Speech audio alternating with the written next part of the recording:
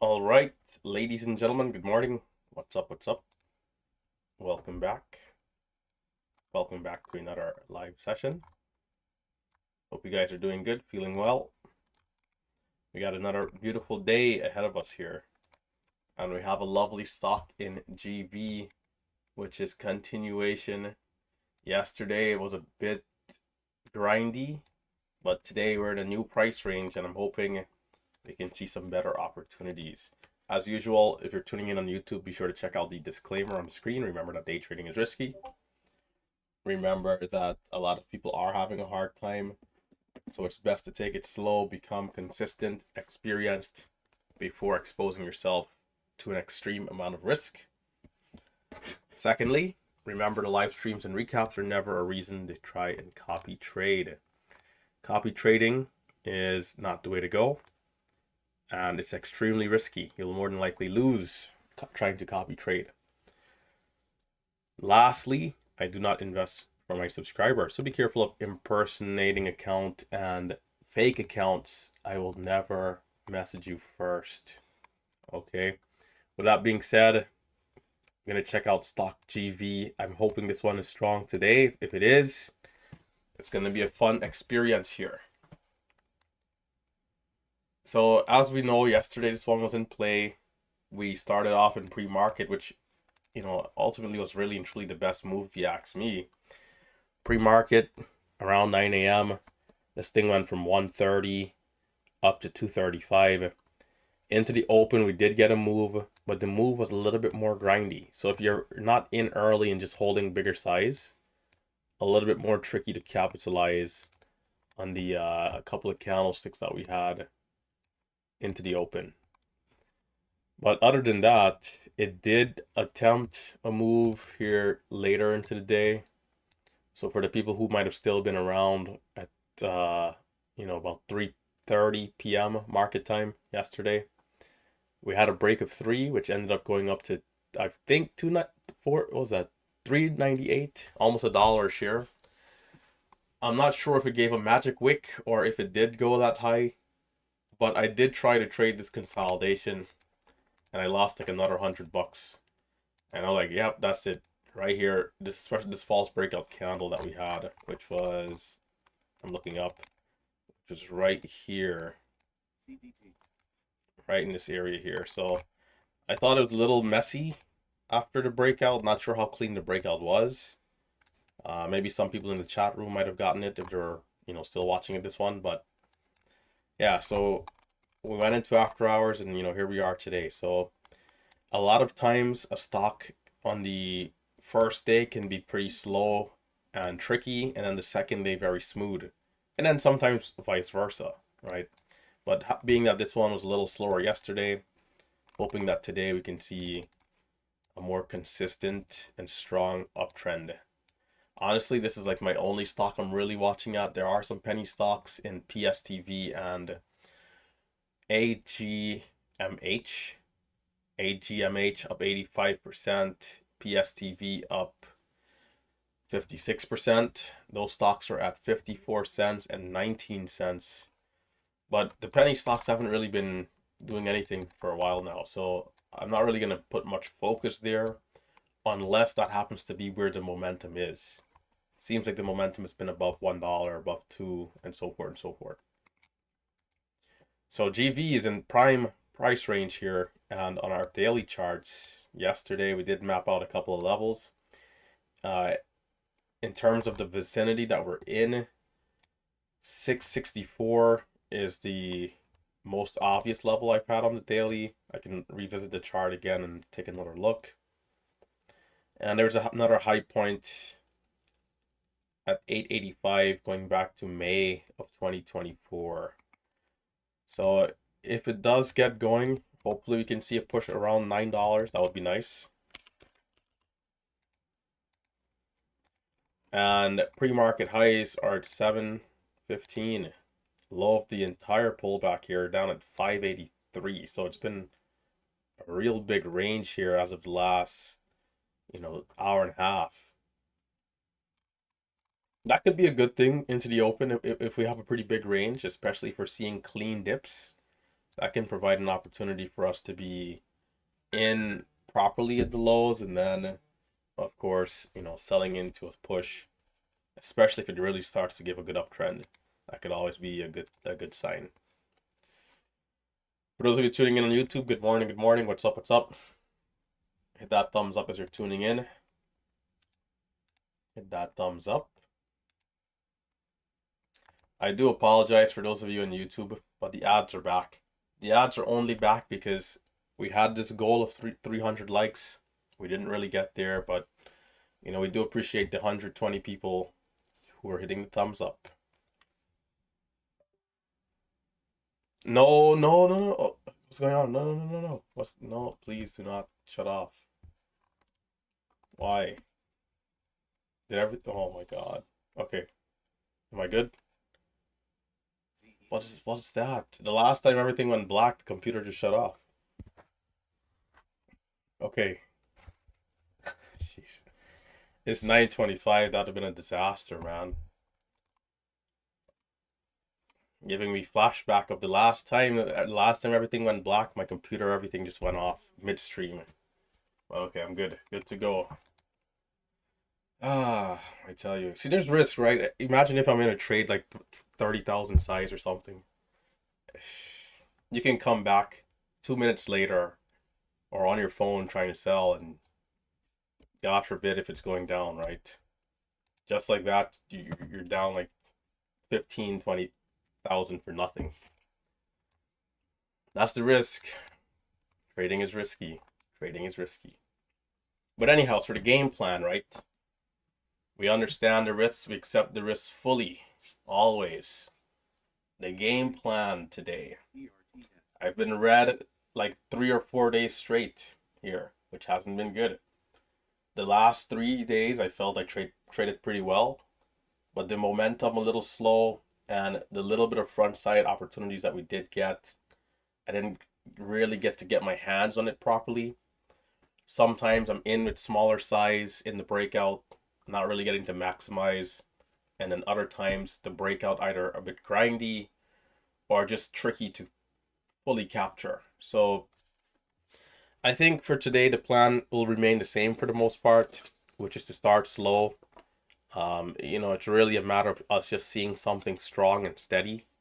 If we go back to Monday, I wasn't here Monday, but those type of stocks like BTAI, where we're seeing a strong move, we hold up the first couple of candles, maybe we get halted up, we go for the next leg in the move. That's the type of price action that we're looking forward to seeing here, where we can make not only hundreds but thousands and maybe well over 10,000 with the right action. So I think keeping it tight is key, taking it slow, continuing with the small size first, not forcing any trades early. And we've really and truly only lost on areas where we thought the stocks had looked good, and we've put out a little bit more size in good setups, but the setups had failed, right? So buying nice dips that just broke down and didn't give a bounce, things like that. So I feel very comfortable. I feel very good. It's just a matter of remaining patient and continuing to trade the best opportunities. Things will right size themselves here over time. And as you guys know, we'll have that beautiful imbalance to the buy side. Maybe there's a better way to describe that, but yeah. KITT, SCNX. Let me check out those two quickly. KITT. Okay, something there. SCNX. I might have missed SCNX actually. Hold on, let me add this to the list. So you have to double check. Actually, no, I think I had this one. Yeah, I have this one up. I have that one. And let me just add the other one. So KITT just in case. I like to have it added to my recents. That way it's easier to pull up. But alright, looks pretty good. And again, into the open, it's going to be GV. We are selling off a little bit here. The entire low of the recent pullback has been around 580. So hopefully it finds a bottom here sometime soon. We got a minute to the opening bell. Let's look forward to a disciplined day. Let's look forward to following our rules. All right.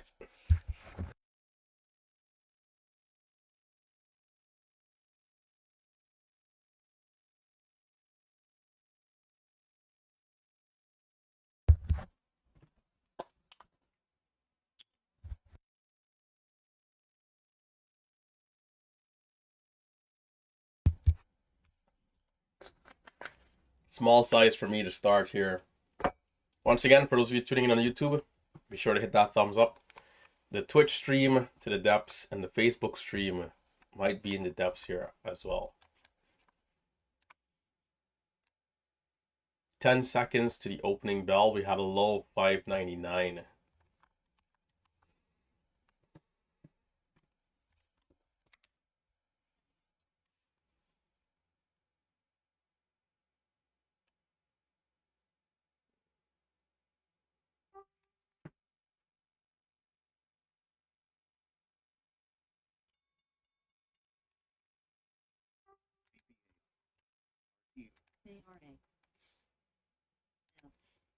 ACON.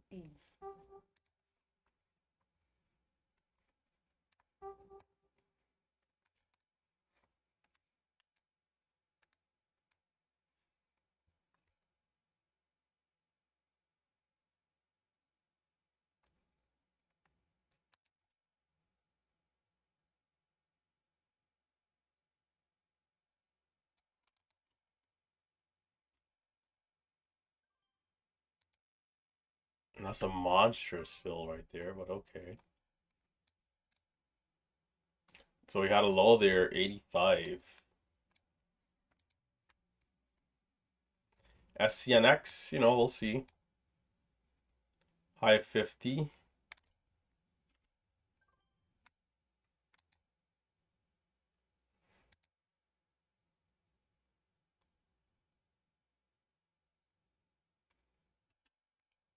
TCTTU.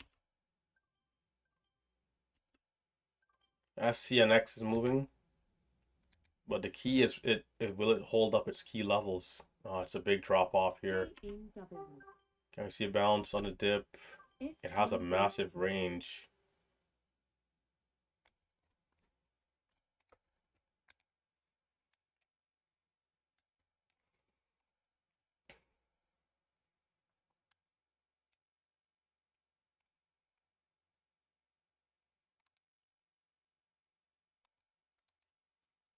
GV.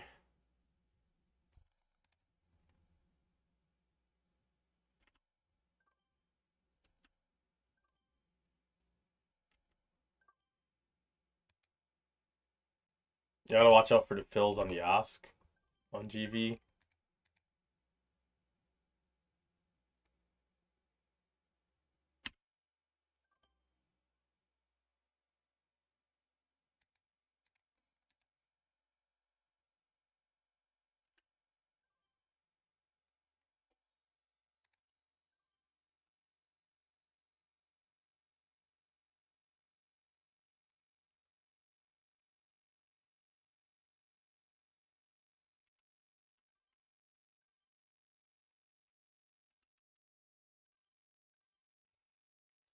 GV had everything to go right there. There's a 40,000 share buyer on that bounce. Like, should be ripping.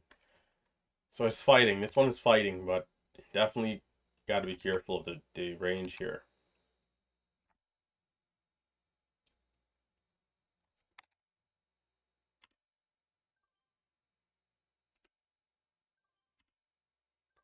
Trying the 40 area here. Can we continue up 58? Nope, right back down. So again, you gotta watch out for that chop.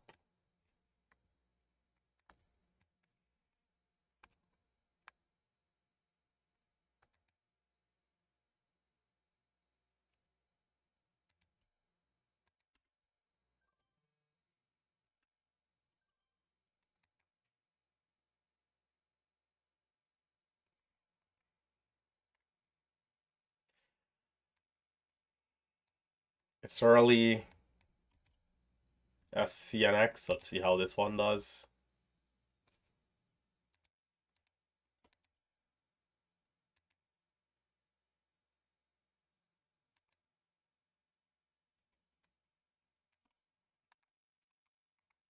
No, it doesn't work every time. Like, come on.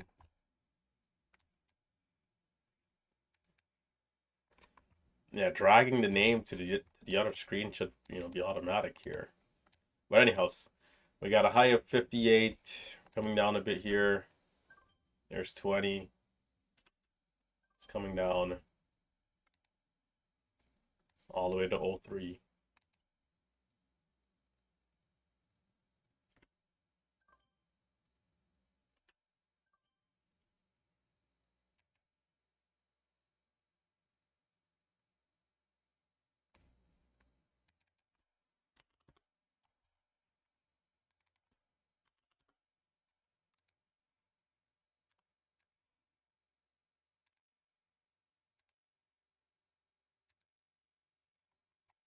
Bro, this price again, this is it's just so similar to the other days. Like I'm honestly not like unless GV is early. So unless GV gets going, I'm not really interested here. So come on, GV.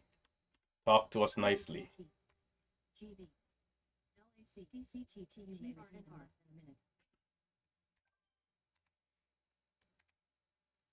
Good, good, good, great.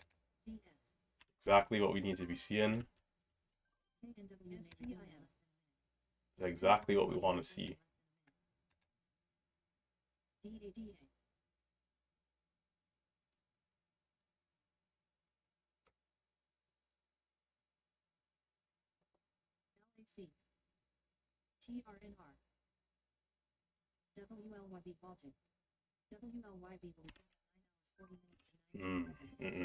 That was not a good trade. 52.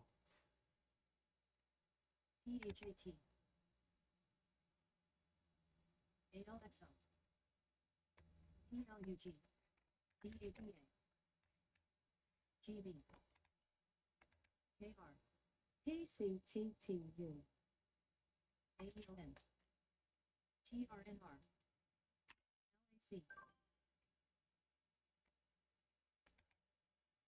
KMW. SNBR.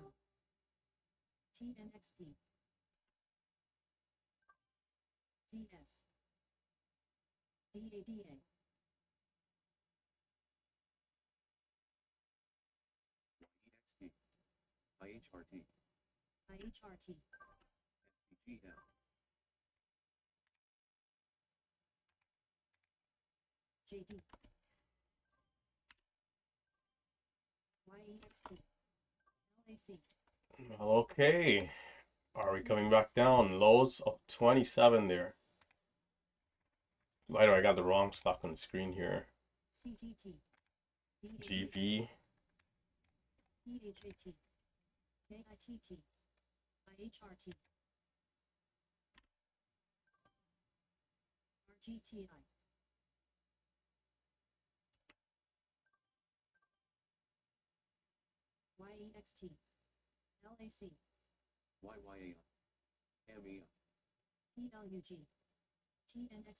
It looks like it's giving back the entire move.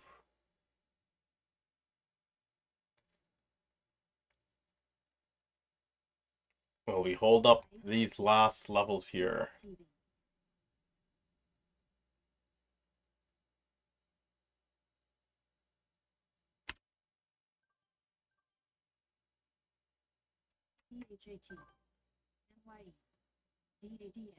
Still a lot of selling pressure.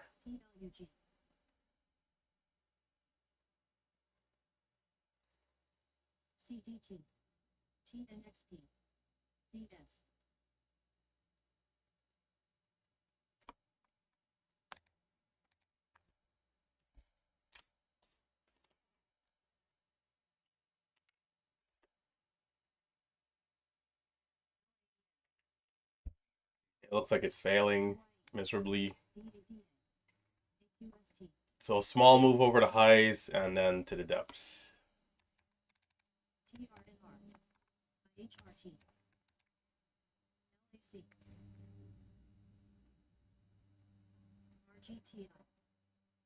TNXP.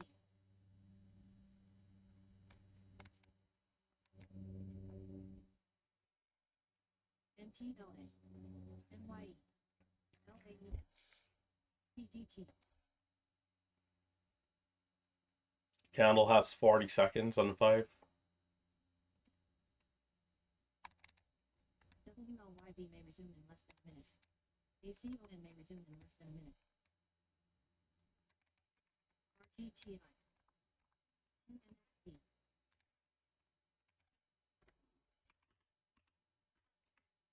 NBVE. SUP. LGT.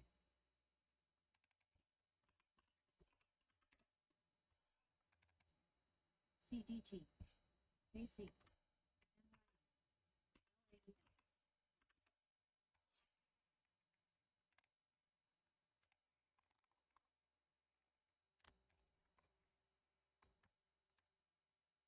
GTI.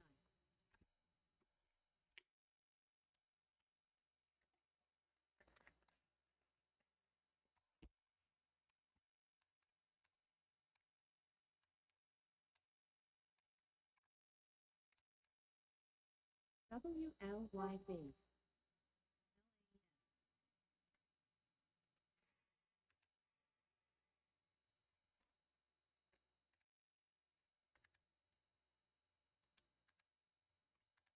GTI. SAG.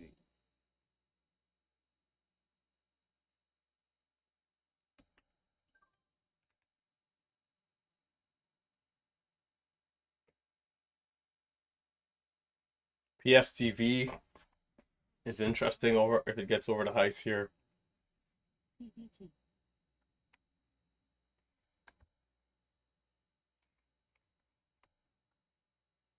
ALXO. AGL. GTI. TNXP.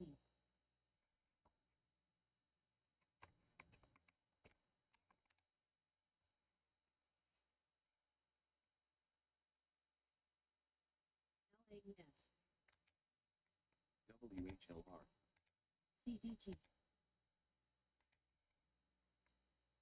GLST. ALXO. RGTI.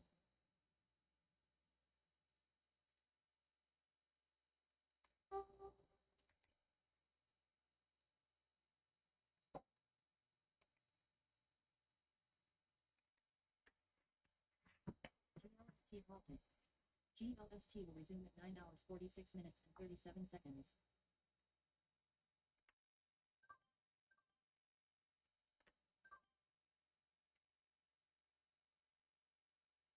We'll see if it's able to hold up this time, or will we come back down aggressively?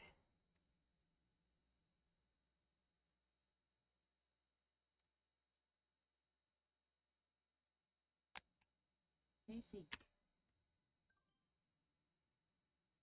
Not the best fill, but something. ALT. BCIG. IHRT. DADA. LAES.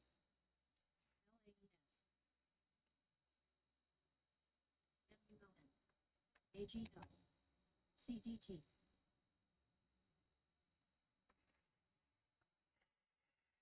AC. NYE.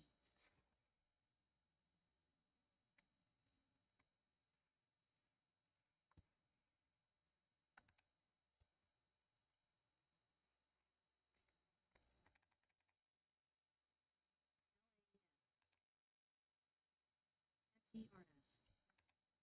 CDT.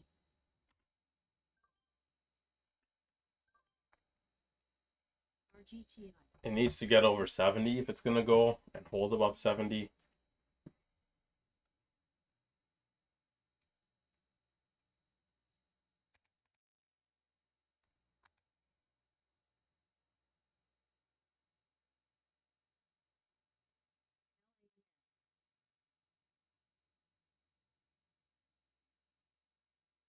CDT.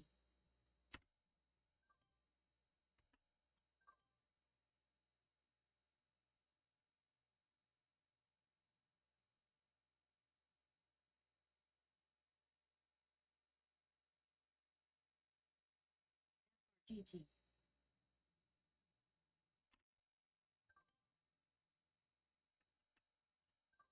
AC on may resume in less than a minute.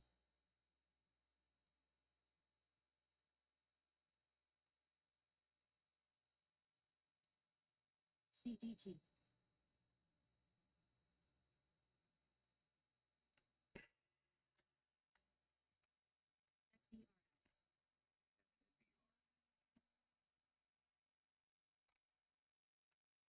CYD.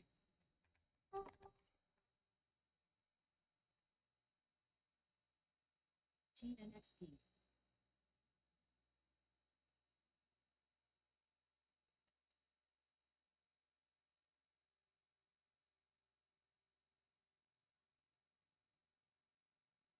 CYD.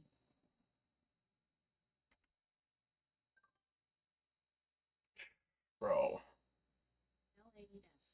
come on. ACON.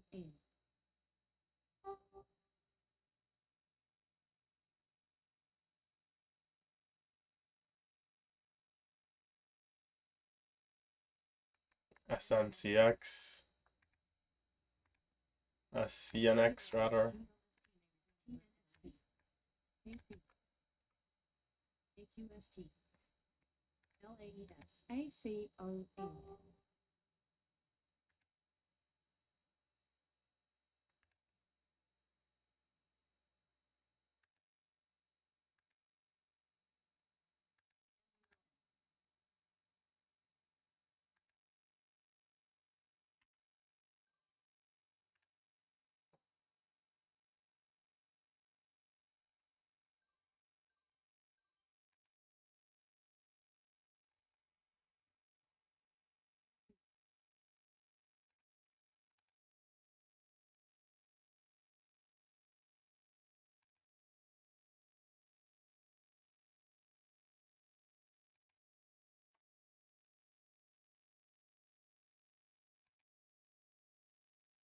PLST.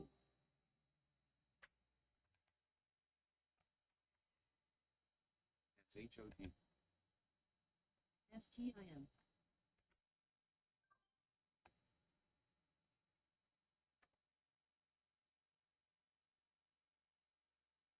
ACON halted. ACON will resume at 9 hours 50 minutes and 47 seconds. AQST. I want to see over 50 if it's any good here. ALXO.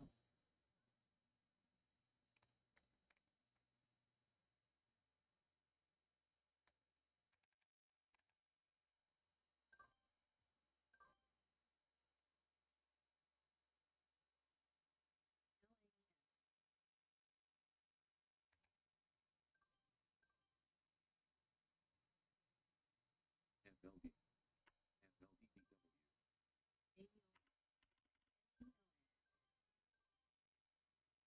Come on.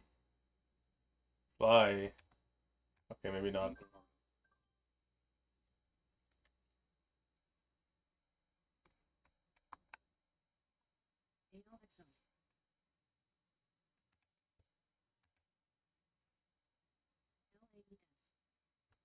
LAES. This type of momentum, is pretty depthy. There's money to be made in this range though.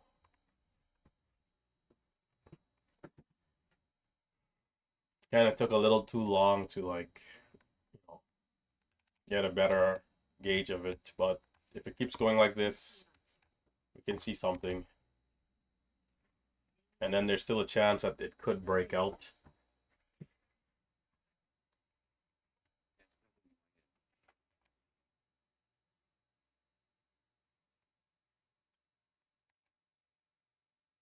GN. LFMD. GT. GTI. RET.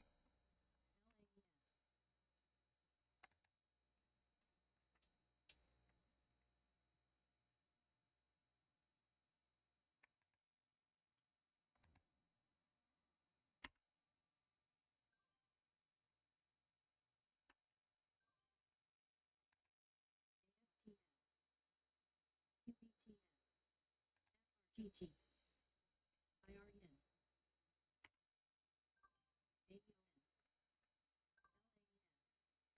IREN. Small sellers 53.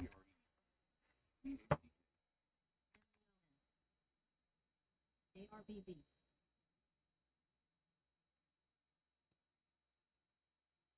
RGTI. MASS. AFTS and may resume in less than a minute.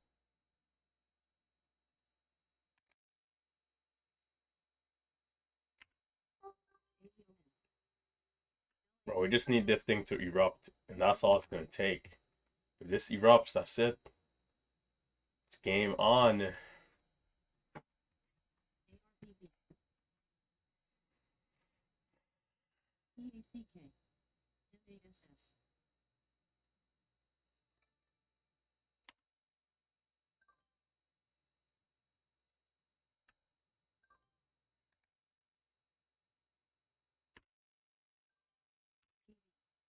Don't you drop. Oh, you son of a gun. I got so much slippage there, man. That's ridiculous. GXA. It's not gonna go. AC. Again, I'm using the size in a beautiful area, but the slippage for break-even trades, it would seem. TRE. I was pretty close though. 15 to the depths. A little distracted there from the dip, but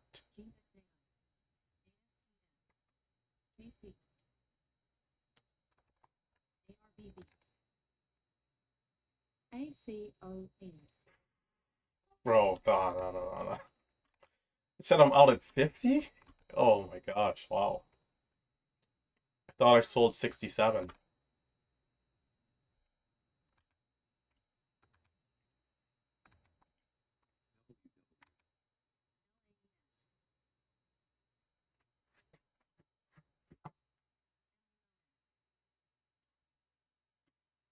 What type of fill is that? TNXP.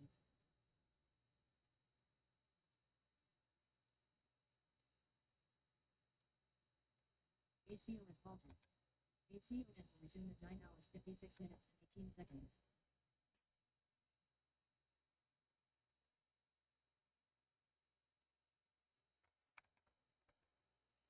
I'm surprised as to how well the dip held up. The dip held up fairly high. I mean, we were pretty high up, but sometimes you'll see that move below the whole dollar. RTTI. EXMB.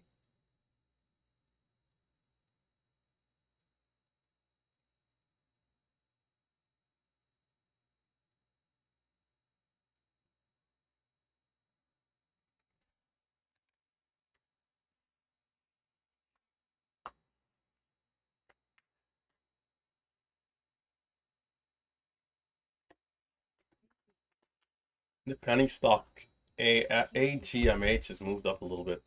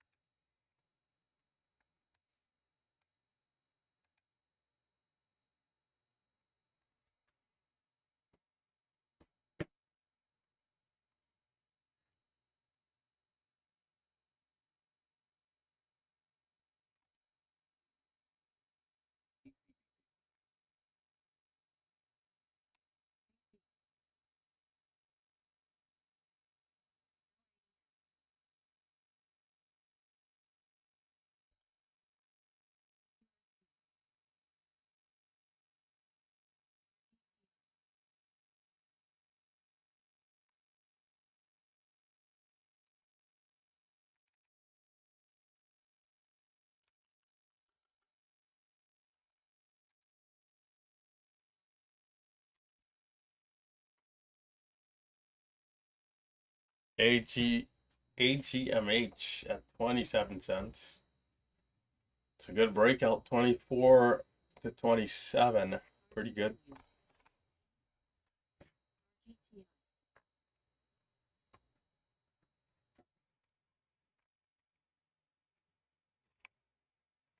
Also pretty extended. GRRRW. AEON.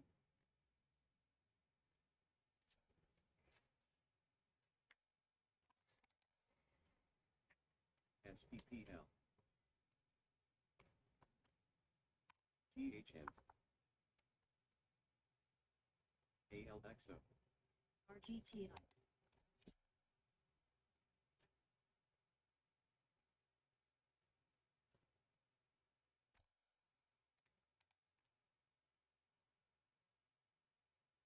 The halt up at 710 if it's able to pull away. ACON may resume in less than a minute.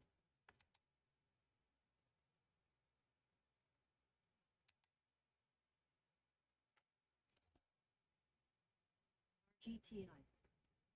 AEON.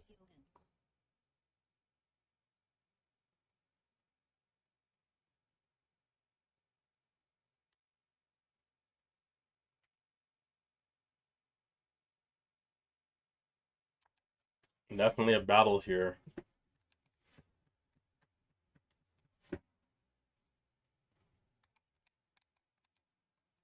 QBTS. RGTI. AEON.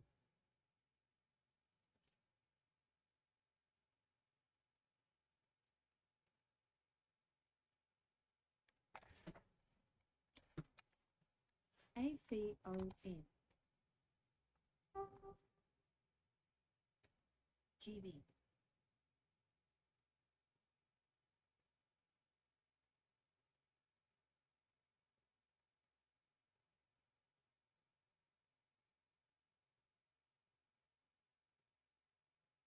WINT. IHRT.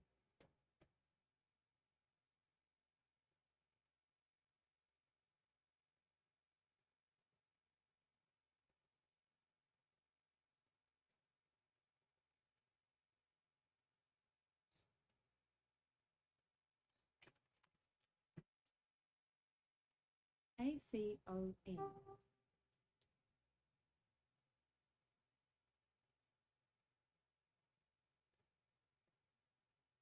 AEON.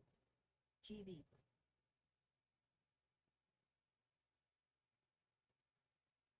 There's a lot of sellers at 7.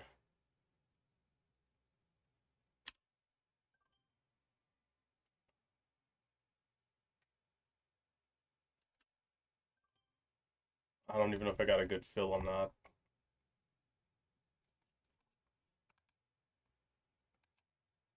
MKDW. SG. LAES. AEON.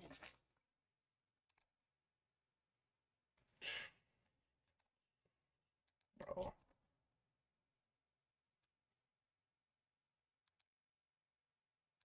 JFIN. ACON halted. ACON will resume at 10 hours 2 minutes and 3 SITM. seconds.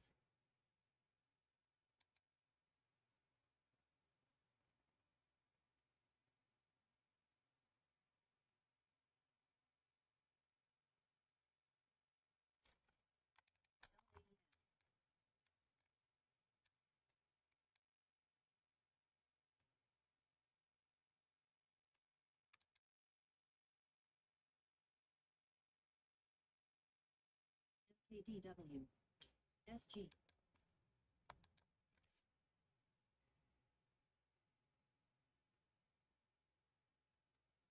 IHRT. LAES.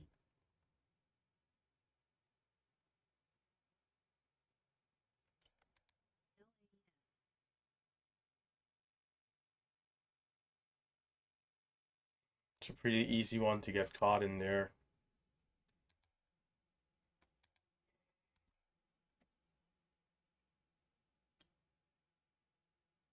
GB.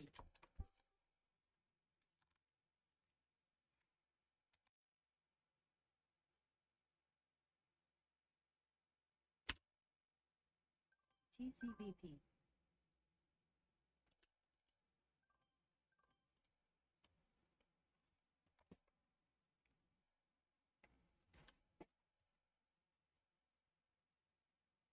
I don't think I did a great job trading the range here. Not at all. At the end of the day, every dip that came to VWAP or below VWAP went right back to the highs. And I didn't really trade the dips at all. So that wasn't good. TCB And then we got slippage on this high of day trade here for the push to 7.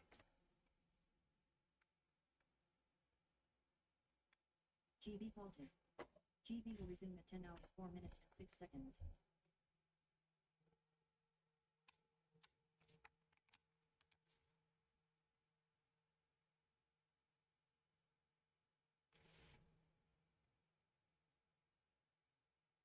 UPX1.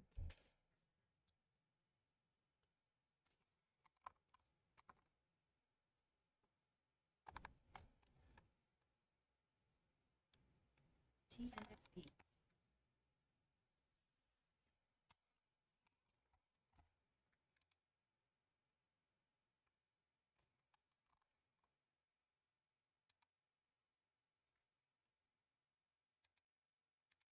DW.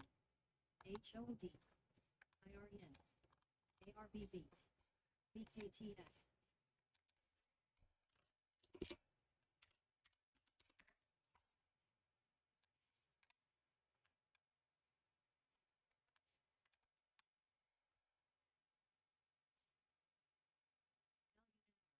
ACON may resume in less than a minute.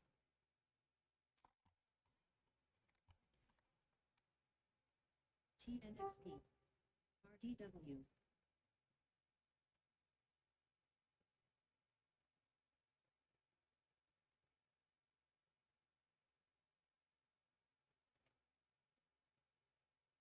SKYQ.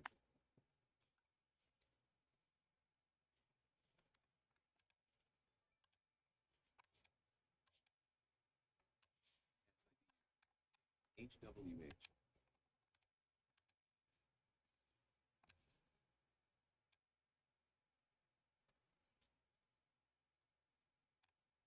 IHRT.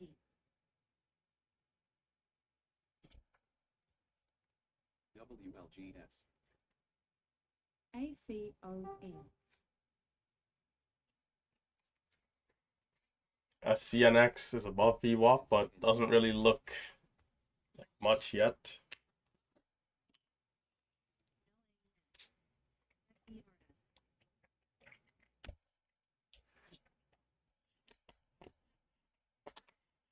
IHRT. SG.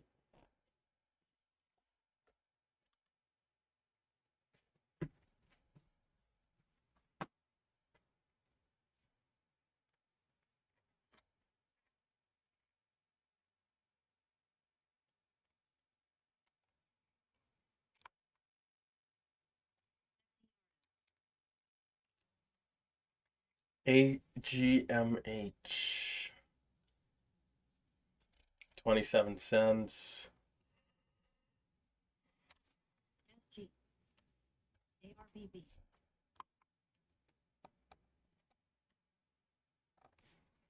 And there's less than a minute to the resumption. HIMS. GB may resume in less than a minute.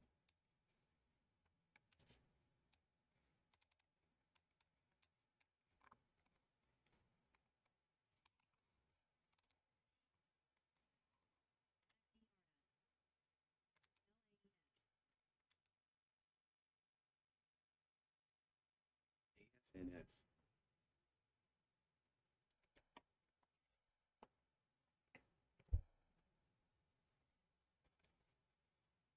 SG. HIMS.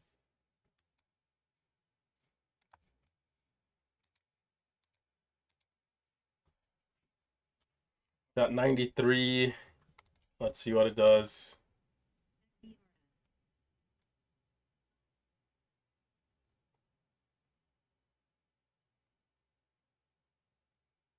It's 10 minutes. Showing 550, but I doubt it resumes that low.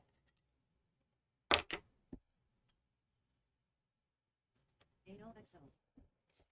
UBTS. LAES.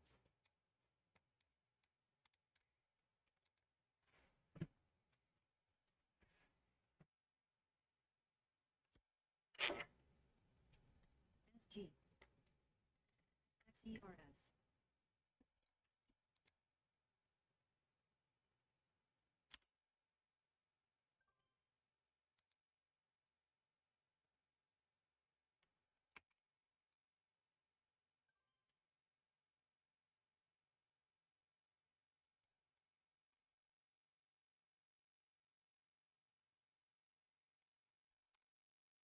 Halt down showing 551 resumption.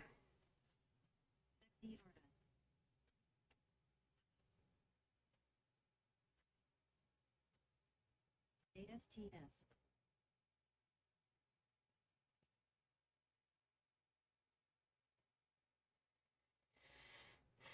ASTS. ACON.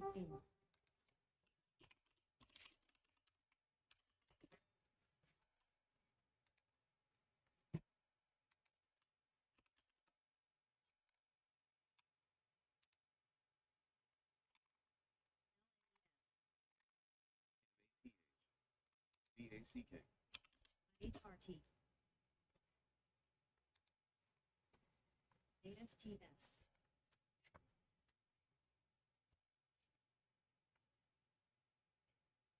ACON halted. ACON will resume at 10 hours 10 minutes and 25 seconds.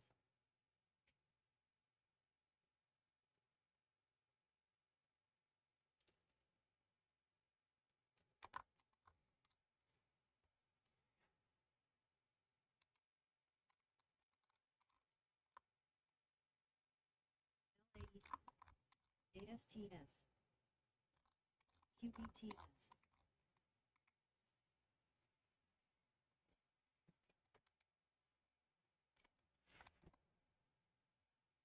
Got another 2 minutes, 30 seconds.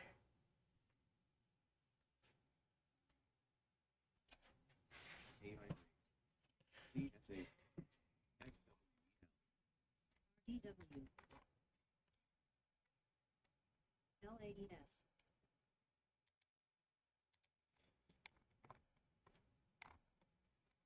PRCH.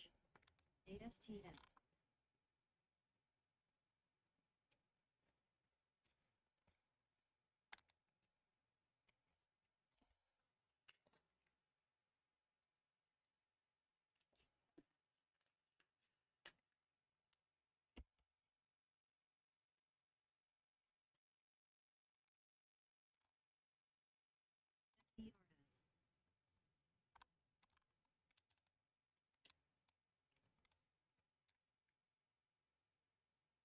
WKEY. ELBY.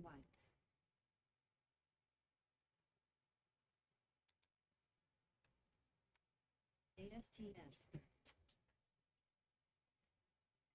A minute, 17 seconds.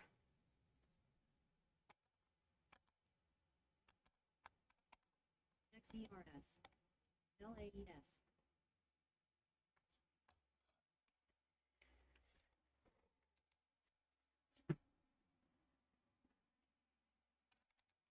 GB may resume in less than a minute. ASTS.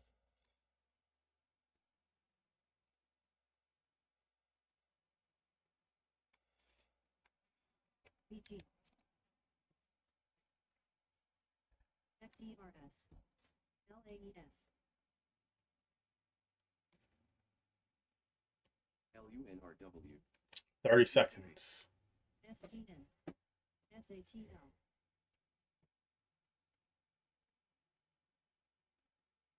ASTS.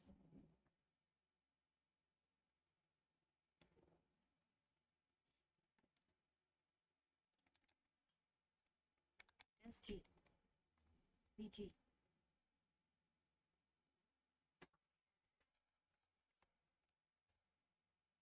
GB.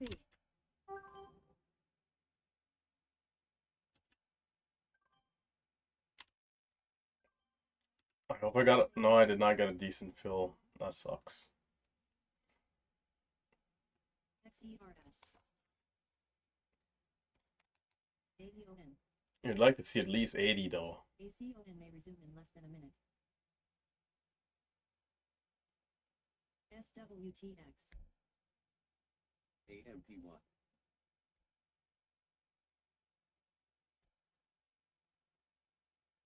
GRRRW. LAES.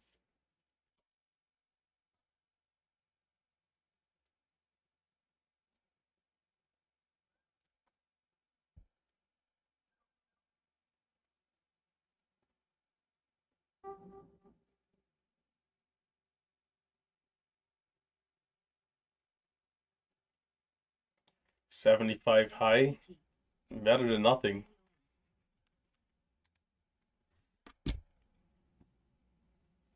LAES.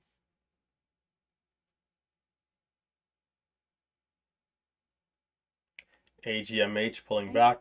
SCNX maybe might have a chance, but GV looks like it might be finished. Unless it does like a late day recovery at the close or something. BG. AEON.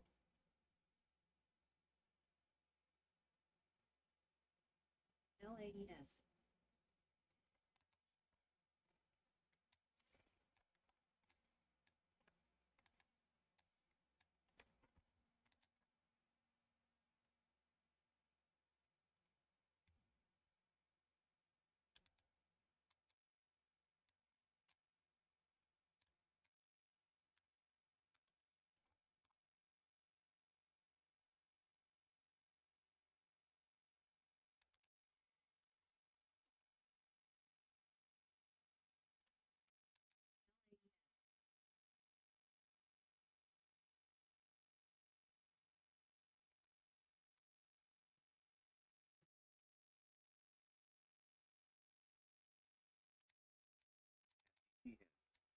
BG.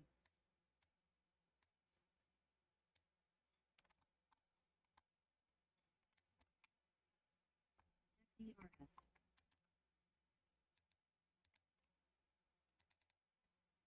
AEON. LAES.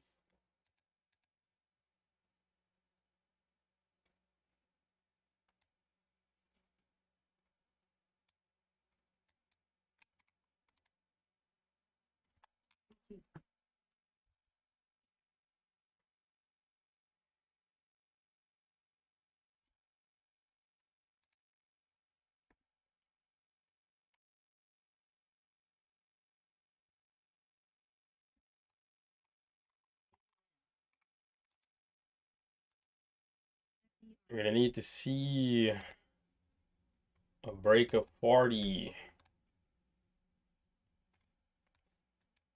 We'll see if the dips can continue to hold. 17, 16, 8.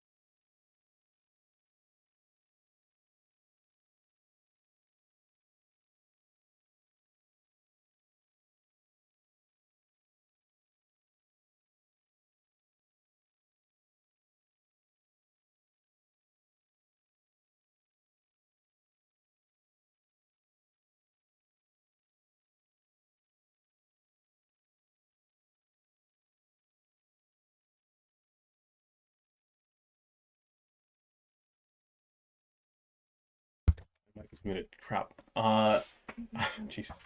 I'm saying here for GV, right? I could have done a better job being quicker to adjust to the range rather than waiting for the uptrend, because the uptrend, we wouldn't even call it a trend, but we kind of went up for just a candle or two before reversing. So if you're quicker to jump in on those bottoming wicks, we had almost every single time the stock dipped down, it kind of recovered almost to high of day. So if you're prepared for that type of price action there and ready to go, I mean, I'm not going to be surprised if there's traders who are up like 10 grand, right? Because, again, lows of like 590 to 650, 660. Lows of 595, 650, 680, and then ranks and repeat. So whilst the uptrend didn't really continue, like bull flag and then, new highs and then reverse down, we had a kind of a seesaw effect here. And if you're quick and confident to hold that dip, about a minute or two later, it could be back at, 650. Up until this last dip that kind of broke down the lows here. So definitely enough to be up here, but I could have done better being a little quicker to adjust to the range. And then on this trade where I could have been back in, I took the moment to complain, which wasn't good, that I got the terrible slippage coming out and didn't pay attention to jumping back in for the dip down here. And that immediately went up to 19. What's that? No, to 42 from a low of 19. It's about like 20 cents for the instant pop, and then the gradual hold and grind to 650, 55, and then 80.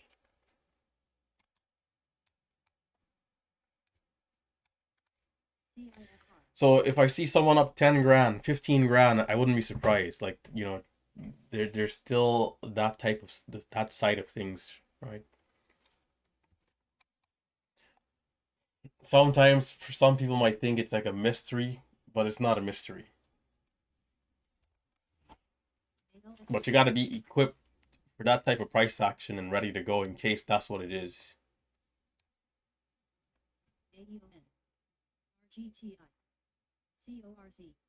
I really love the uptrends, but still, there's enough to make in the consolidate. Sometimes even on the downtrends, which I really stay away from, which would be like this. This is more of like a downtrend. There are some people who this is where they actually make money, even going long, which and it's kind of interesting, but full on backside. I remember there was a huge trader in the chat a while ago that he'd make just a fraction going up, and then on this type of stuff, that's where somehow he was just always in great rhythm.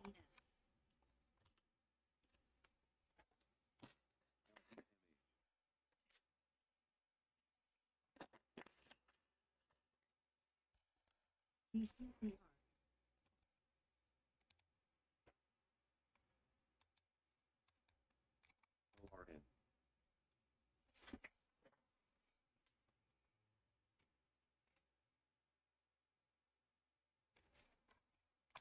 GRD.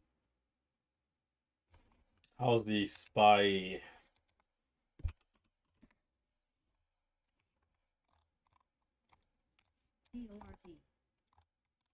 Small pullback on SPY last couple of days.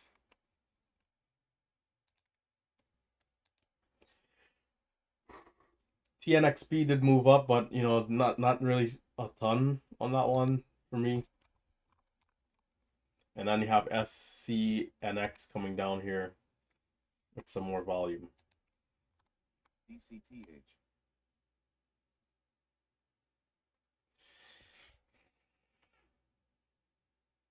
I don't know. I think that's it for the first wave. There could be a second wave with something better.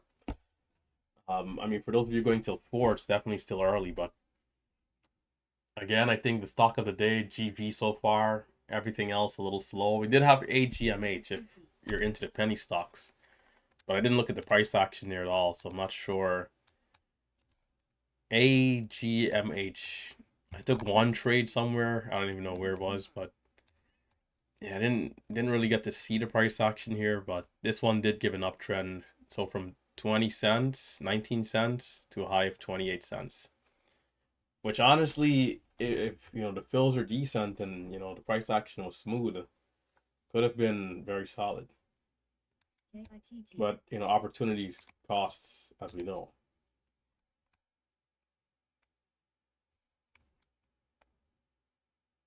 CAPR.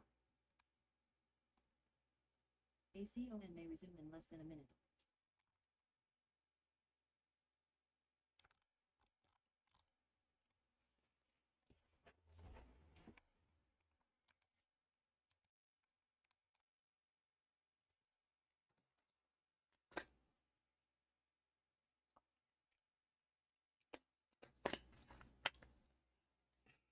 Looks like some of the chat room members might be walking away.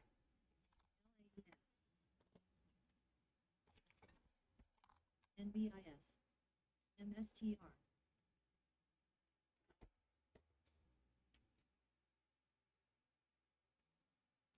KITT.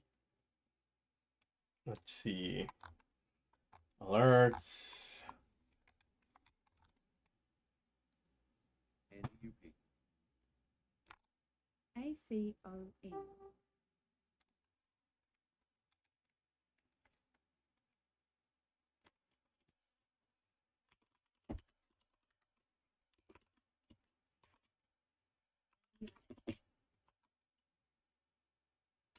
LAES.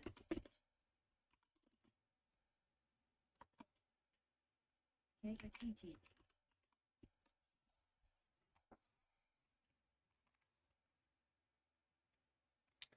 Yesterday, the 5th.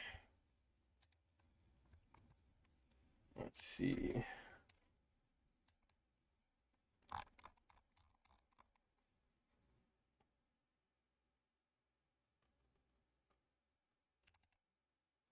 want to check this stock here real quick. Oh yeah, it was this one, right? And then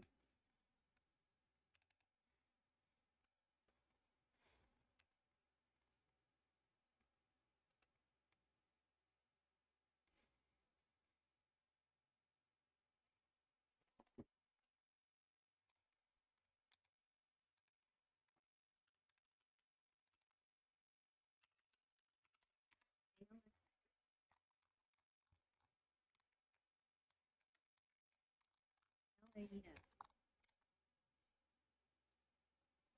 WKEY.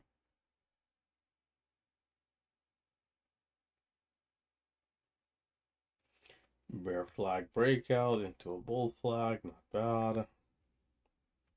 Definitely longer hold stuff. IDAI. LGBN.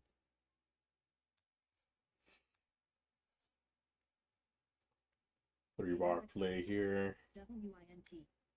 but then halted down. And then backside. Brutal backside on RDGT a few days ago.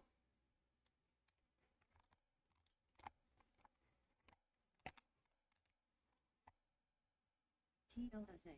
Slow day here today. Again, I think the first wave is done. Maybe we get a second wave, maybe 11 a.m., maybe 11:30.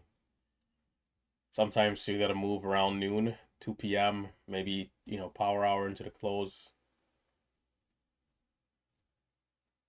WKEY. Some markets a little bit more consistent through and through. Other markets can be a little bit more sporadic as to when the opportunities might come again. So if you're here, you got to keep an eye on the scans and just keep waiting. Best to not trade setups that are, not of high quality.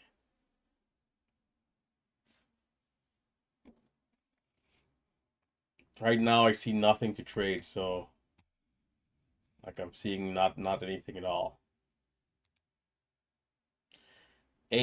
AGMH, that's the only thing kind of, pushing up a little bit.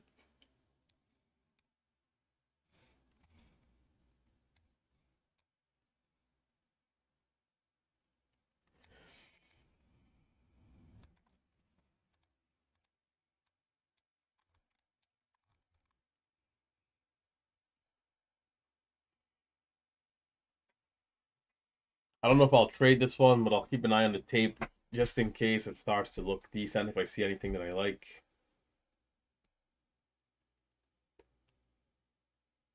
There's a dip that's not holding. Can we hold 24 at least? Okay. Bit of a brutal red candle there, though.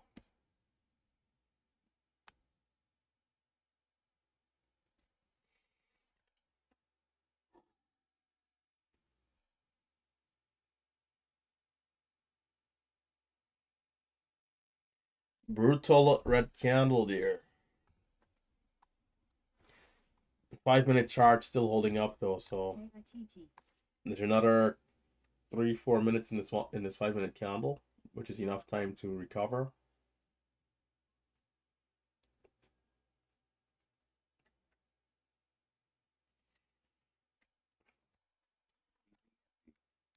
Checking on the YouTube stream, guys, be sure to hit that thumbs up. First trade ever traded on GV with $100 account. I was able to make $4. So way to go, man. Nice, nice. Yes, sir. What's the take on these markets? So small cap market.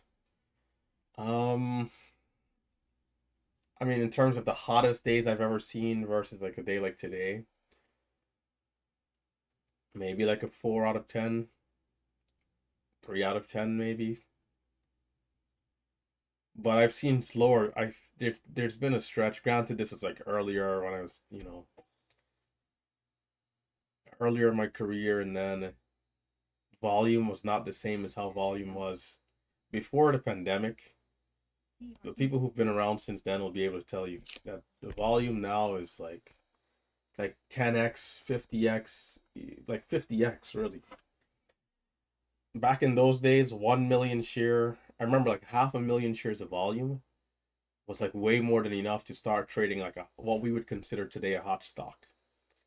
And if that stock would do more than like 8 million shares in a day, or like 10 million shares in a day, it would be like people would be going wild as to how much volume it traded. Now a stock could hit 1 billion shares and it's like normal.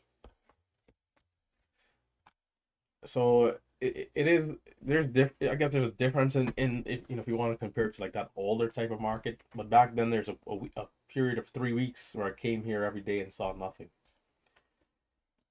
Hopefully we never see that again, but that was like a 0 out of 10 in the market, man. Like just brutal, brutal. I mean, imagine the people who've been trading for like 10, 15 years, right? It must be like a whole new landscape now. GV has a casual 95 million shares. SCNX has a casual 39 million shares. PSTV, which I haven't even looked at today, 92 million. And then AGMH, the stock, granted it is a 20-cent stock, but 450 million shares. Still, despite being 20 cents, still a lot of shares.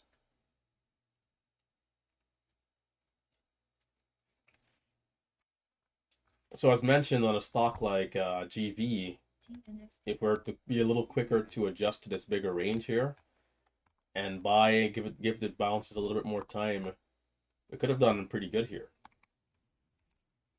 A little too uptight, waiting for an uptrending move and not being quick to react to the dips. Sometimes it's like my brain kind of like has trouble because I'm looking for this one thing in particular, and then the rules in that particular context is when this type of chop does happen, we're just going to be selling off in backside. So I somewhat kind of stay away by default. But then it's like, no. We're having a different type of price action here. Adjust to this new price action. And I'm a little slow to do that. which is to buy low, ranks repeat, buy low, ranks repeat, buy low, ranks repeat till it breaks down.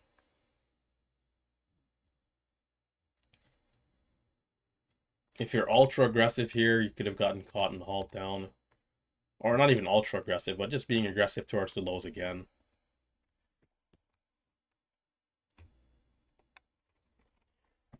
Let's see if there's anything else. But yeah, shout out for the green trades here. Ethan, first day getting it done.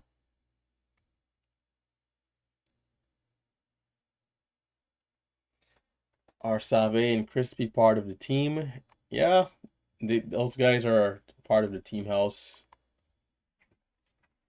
We all hang out. Sometimes I'll go to hockey games with Crispy. Some guys live like in different states and stuff, right? It all depends on like where we're located. But we'll do the team house every now and again. The next one is coming up here very soon, actually. So we'll be live streaming from a different location here in the next week.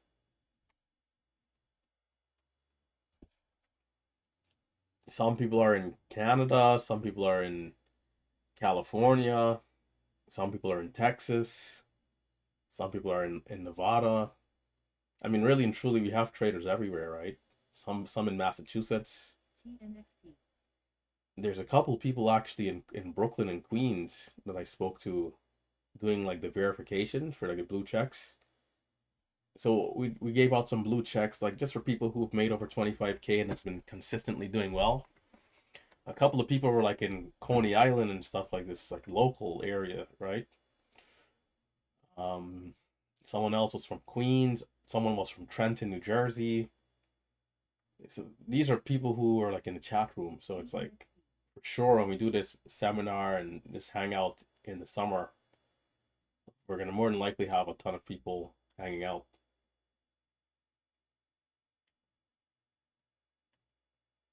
I know there's a lot of people from Texas too, like Houston and Dallas. Not too sure about San Antonio, but more than likely. And then of course we're global too, right? There's people in the islands. We have quite a few traders from UK. I spoke to someone also who was from Ukraine. One half of his family's from Ukraine. The other half is from Palestine. I had a conversation with him about that. That was pretty crazy, right? It's yeah, the world is a crazy place, but the guy basically said he's just making the best out of it, you know. Still trying to find a way. So everybody's stories is different.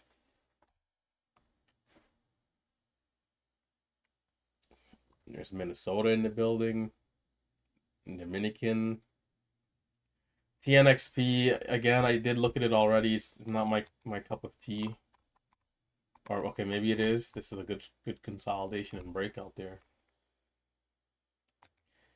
TNXP.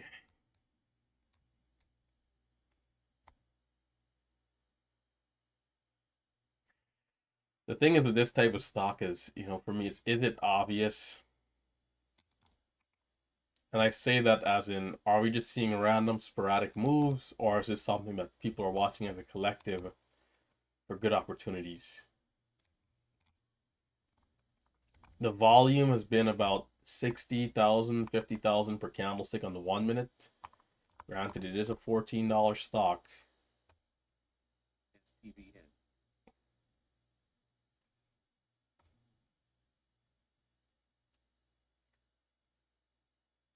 Yeah, I think I'll leave it alone.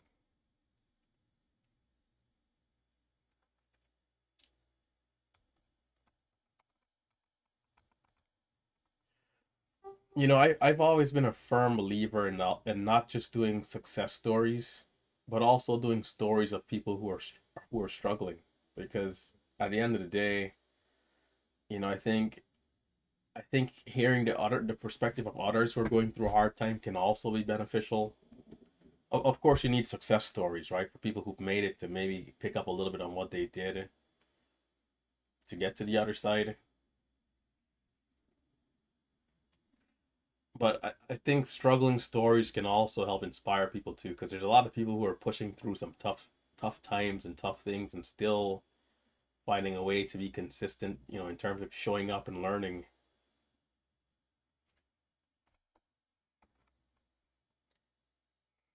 Explore Miami. Are you in Miami? So you're from Haiti. I had some good friends from Haiti in high school.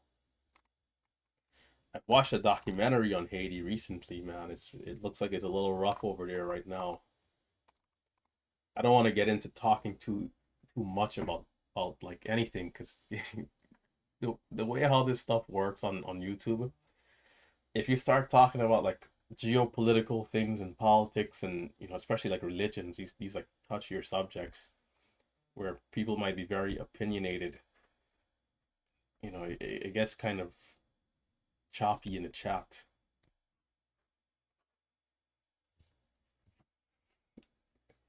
Yeah. I'm pretty sure it's gonna be a great few years here. Regardless of the presidency, we'll see hotter days, hotter markets, hotter weeks. All part of the cycle. Hot and cold, and it repeats over and over. This week could be a little slow.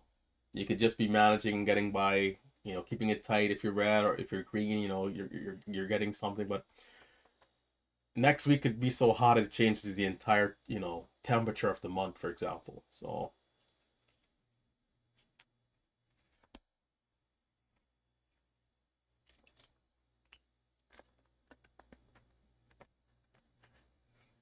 yeah, so Haiti is definitely having some issues, right? There's always two sides to every story, and then there's in the middle, right? There's the facts. Sometimes I believe that our government here sometimes is not as transparent as it should be. You know, again, not to like dig too deep into this type of topic, but sometimes that's what it seems. There's a lot of things that are somewhat like top secret and classified, and the politicians and the people higher up are somewhat claiming to be doing what's in our best interest. But yet again, we don't really get to have a say in certain particular topics. For example, like these proxy wars and these type of things. We have a say via our votes, is what it's supposed to be, but it seems like, again, I don't want to get too much into it, because then the conversation can maybe get too crazy. But just to touch on the surface, right? It seems like sometimes things are being done without the citizens fully understanding what and why, right? To keep it short and simple. And there's probably a lot of things that people have no idea that are being done, right? Most people are really and truly not that versed into politics and the decisions that are being made on behalf of the citizens. There are a lot of distractions via entertainment and social media and everything else. But the people really and truly should have the power, but it seems like the power are in the government and so forth and so forth.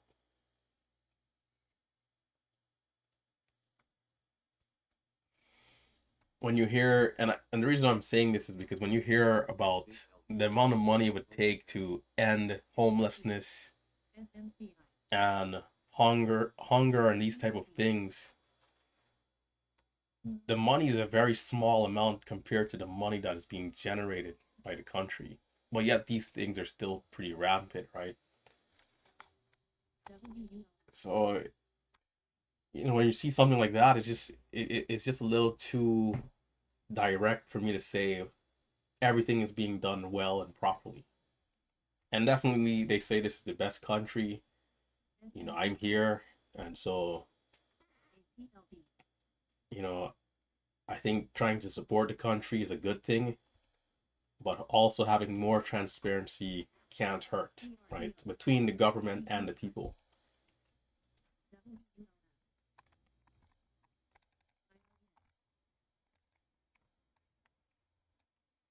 And there's no perfect world, there's no perfect system. You know,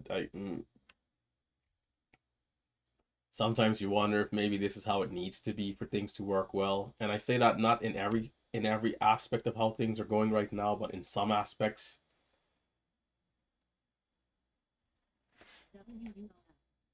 You know, was there research to be done for this type of system to be the best system? You know, I don't know. It's hard to really say these things, but yeah, just to keep it a little surface level there. But you know, yeah,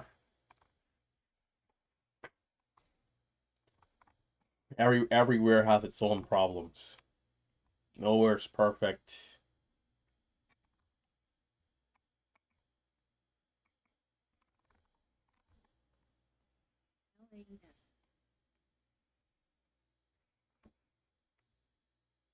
ANRO. CORC.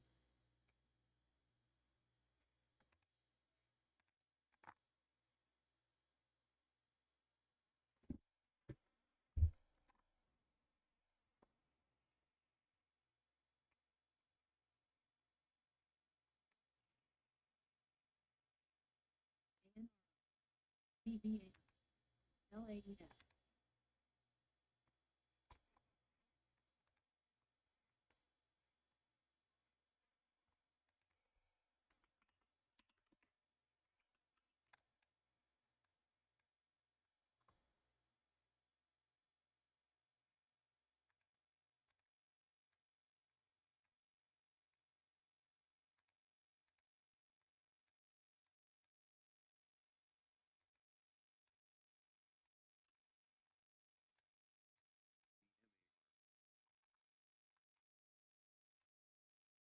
Financial markets. The financial markets.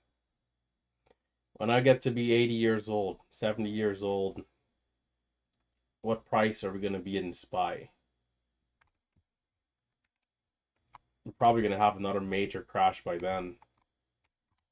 At least maybe one or two. I will be buying the dip. And I'll be buying the dip as long as it doesn't crash the moment I'm ready to retire. And that's where I guess you really run into problems.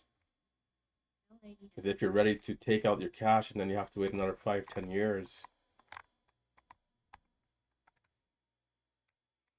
But I'll be buying every dip until it no longer makes sense, until I exhaust all my resources. And if the dips keep dipping, I'll just keep buying the dip till I can no longer do so.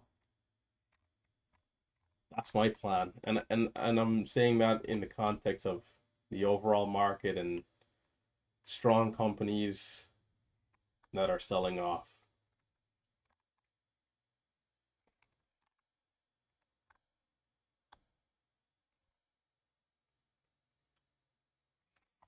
The pandemic to now, man, the pandemic lows to now is still, I mean, even the highs of the pandemic, right? The highs right before the pandemic to now is still impressive, which was about 340 versus, 600. And then the lows of the pandemic, 218 or so for the SPY versus 600. And that is insane.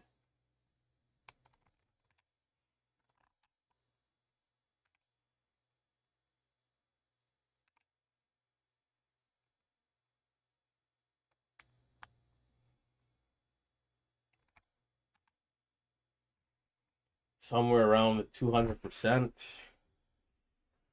I think about this stuff and I ask myself, why couldn't I have been older? Why couldn't I have been born sooner? But you can't look at it like that, right? It's the equivalent of saying, why didn't I buy Bitcoin 15 years ago? Well, 15 years ago I was, playing a video game somewhere or something. I'm getting home from school.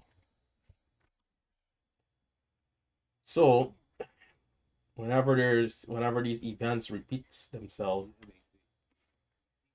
can't allow the fear to keep us from, acting.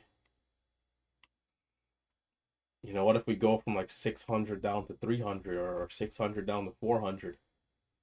I'm pretty sure there's going to be a lot of panic and fear. But if we're thinking like bigger picture, the next 5, 10, 15, 20, 30 years, then all that is buying everything on a hot clearance sale.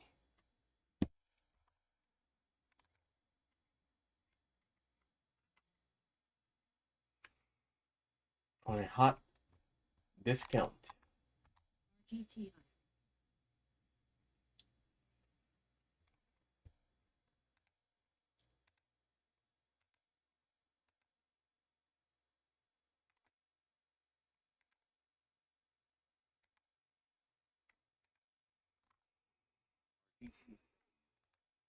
LAES.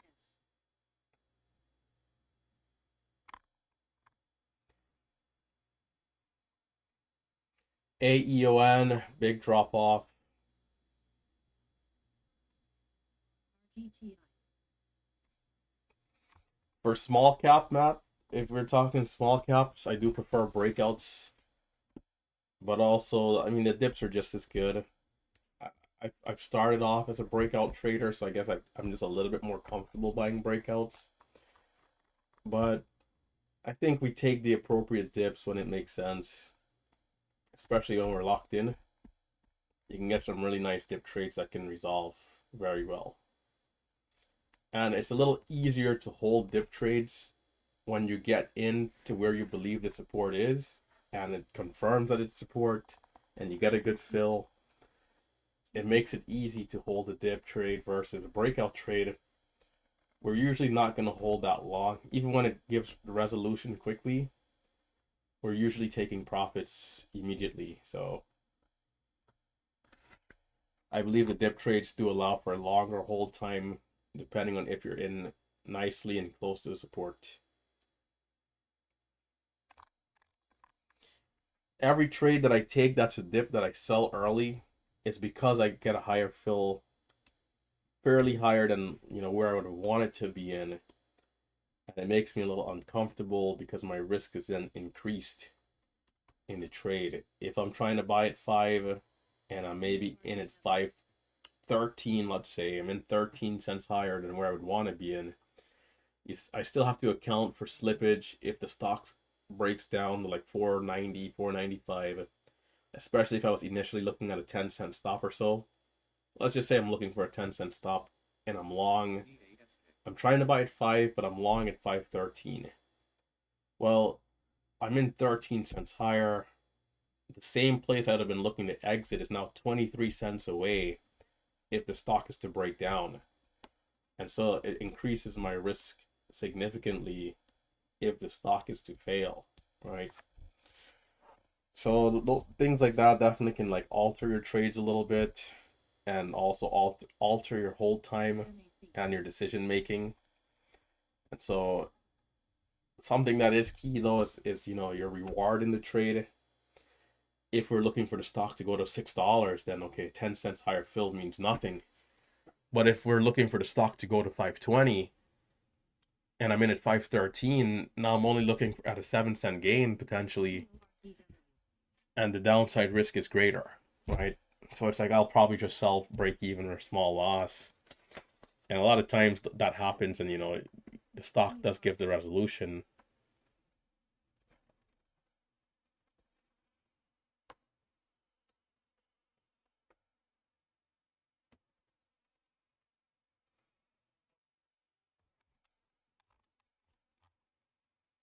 Let's see if there's any more questions.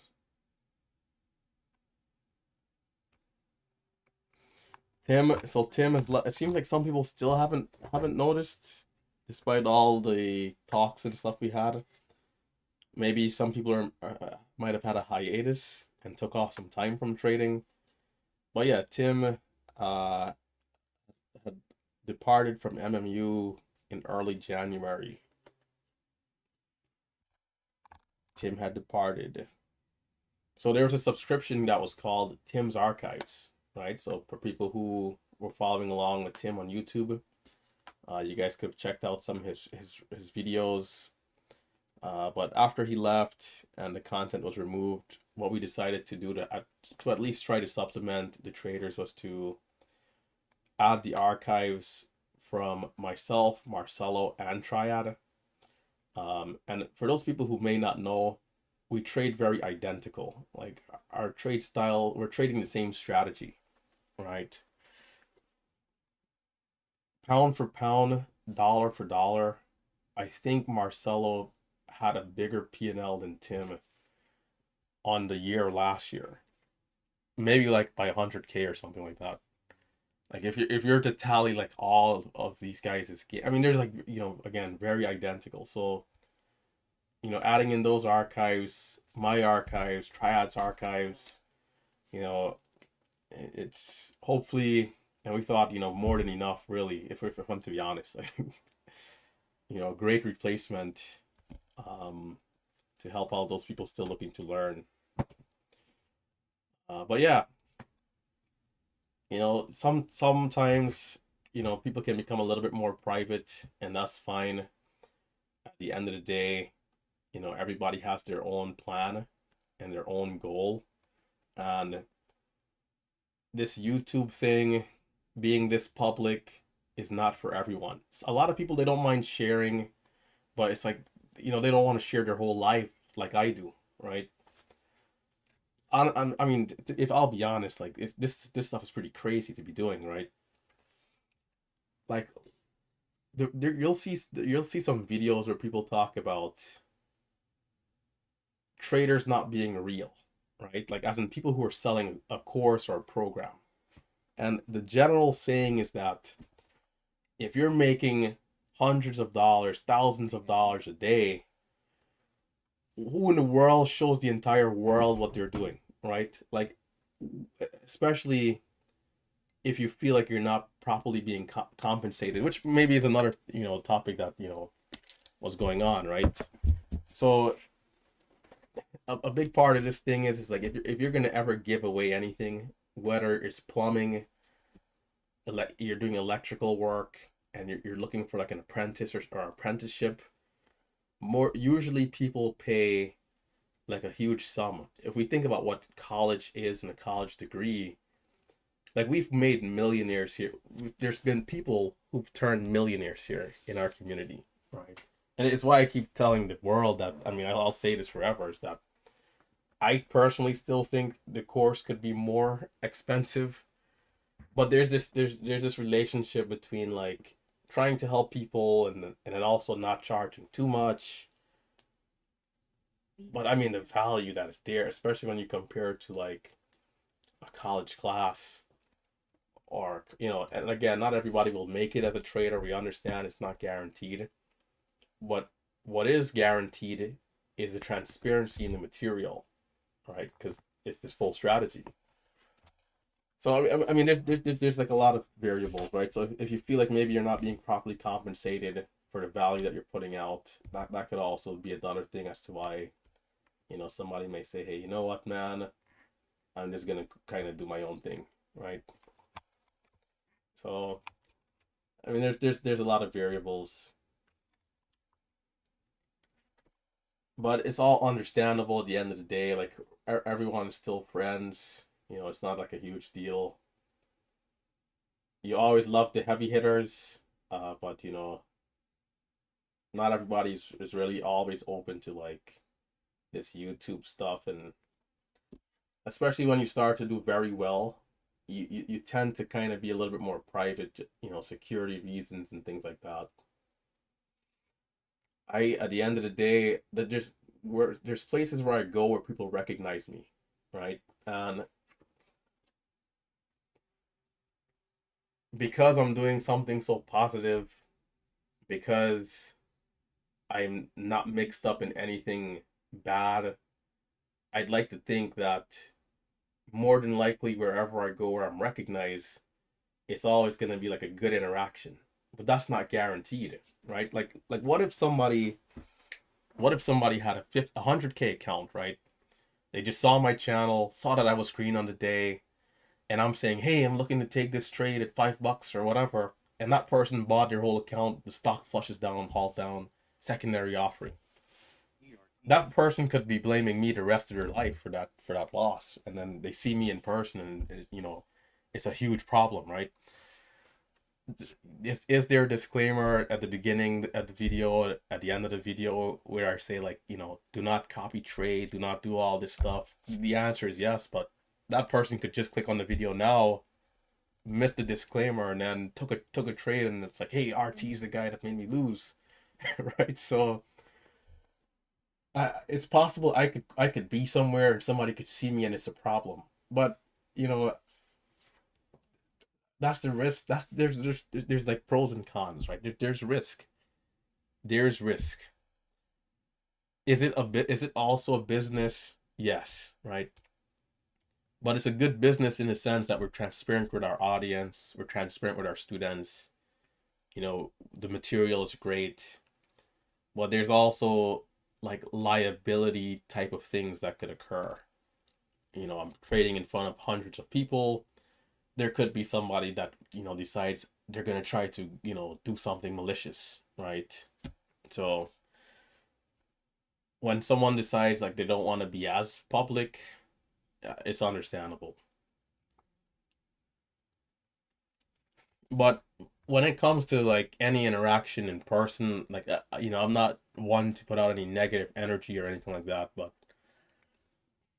coming from the slums, bro, I've seen everything already. Everything that there is to see, I've already seen everything.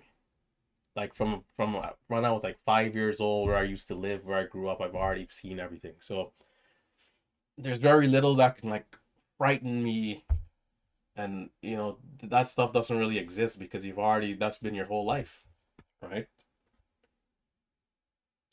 So if someone sees me and just blames me, then and it's a problem, then well, it is what it is.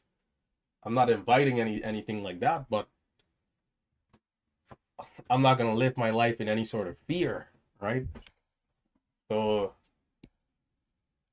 we go through, we spread positivity, we do all the right things, and we're one of the only group of people here in this space that are transparent traders, showing red, green, everything in between, right? So unlike a lot of the garbage that's out here, you know, the SEC and all these other commissions should be certifying people, certifying programs. Go person by person, certify people, just like how we'll certify our own traders who are doing well. These governing bodies, if they have the resources, they should certify the people who are promoting and selling something. That way, the world and the audience can know for sure who's been verified and who's been not, and who's not, because there are great marketers and people who are also not necessarily profitable. And I think transparency is just the key, right? If you're someone you've made 50 grand and your strategy's good, I think there's nothing wrong with that, right? That you're telling people, hey, like, this is what I've been able to do, and here's how you can learn from what I did. But then the people who are just like not consistent at all, or who are lying, that's where there's an issue, because then people are spending money to learn and then they're learning from nothingness. Hence, they're not learning anything at all. Maybe luckily through their own experience, they can maybe develop a strategy, but just going in blind and winging it is a sure way to, have a hard time. There have been people who started from scratch who figured out something for sure, but the odds are much more against you versus when you have a blueprint that works. So already looking back at the chart here, as I mentioned, I've already noticed what I could have done differently relative to the strategy that I trade to have been on the profitable side of the day.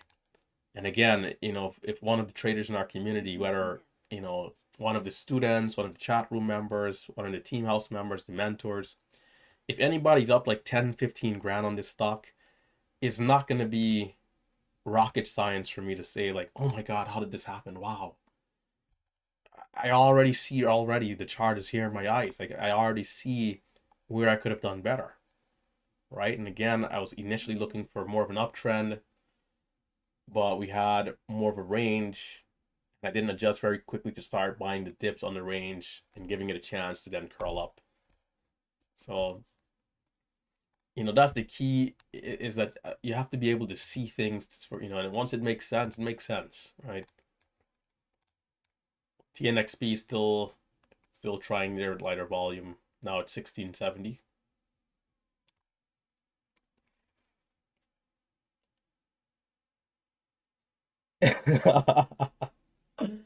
Oh my gosh, man. Well, I have security with me at all times, man. So you're gonna have to go through 5 bodyguards to get to me, brother. What do you think of Kinfo? I think Kinfo is decent. MC. I think Kinfo is good. I mean, it connects to your broker, and so I believe it's a more accurate system rather than you know Excel or TraderView or even other things where the metrics could be a little bit more skewed. Doesn't mean that Kinfo is perfect, because even the guys here in the team house have mentioned there's been some discrepancies where they're like off by hundreds of thousands or something like that. So I guess it's not perfect either, but it's definitely a step in the right direction towards transparency.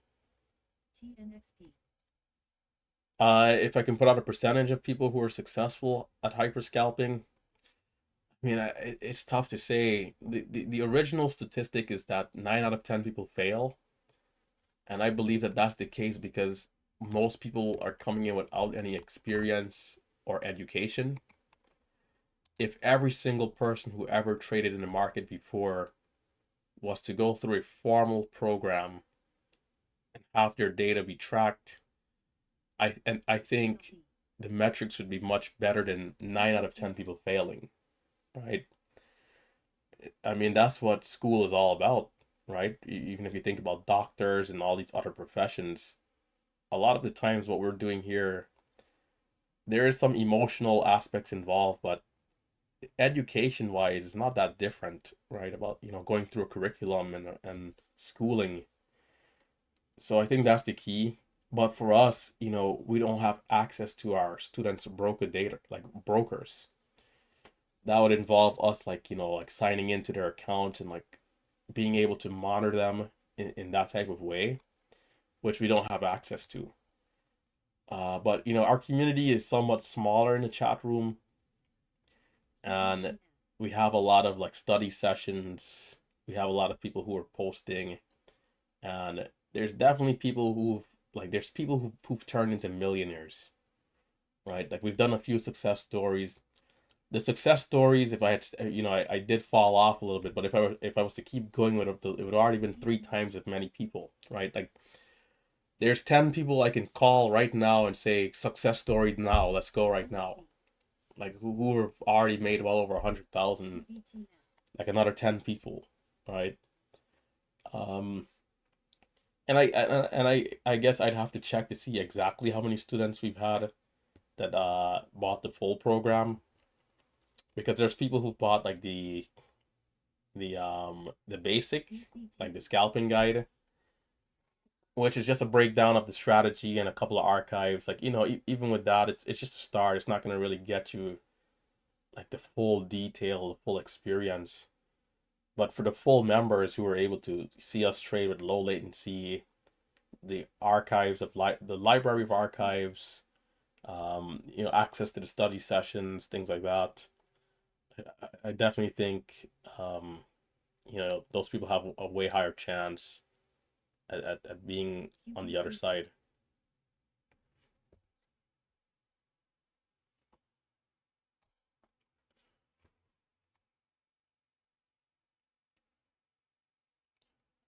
Let's see. Yeah, I have a kinfo account. I haven't shared these like so. I have a thing where I don't like to promote people. I mean, I could show you guys my kinfo account though, but I don't like to promote these things because I don't I don't know. It's just a little bit of a weird thing with me. My kinfo account starts from 2022 because back then I switched my account. I think there was a day I was live streaming and my whole account number was showing like for days or something, and then I was like, all right, just to be safe. Again, that's another thing with being so public, right? I was like, just to be safe, I'm just gonna switch my whole account, just to be safe, right? Because you just never know. Someone will still need your password and all these things, your username, your emails, blah blah blah blah.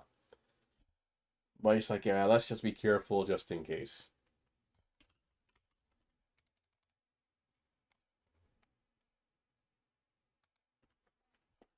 How do I go to? Oh, I guess this is good enough, right? So here's my kinfolk account. This is what it shows. I don't know. Let's see. Am I on single screen? I only signed up for this thing for one reason, which you guys will find out very soon. Other than that, I don't use it, right? Um, I don't really even want to really click around it here because I'm not familiar with the platform and I don't want to expose any like personal information.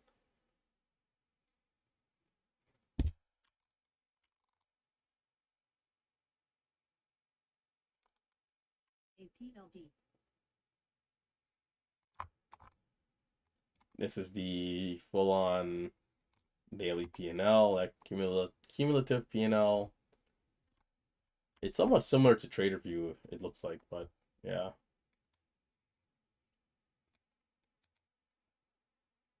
ARQ.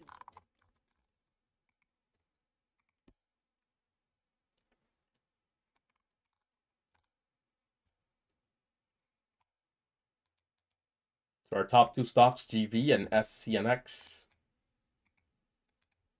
both selling off.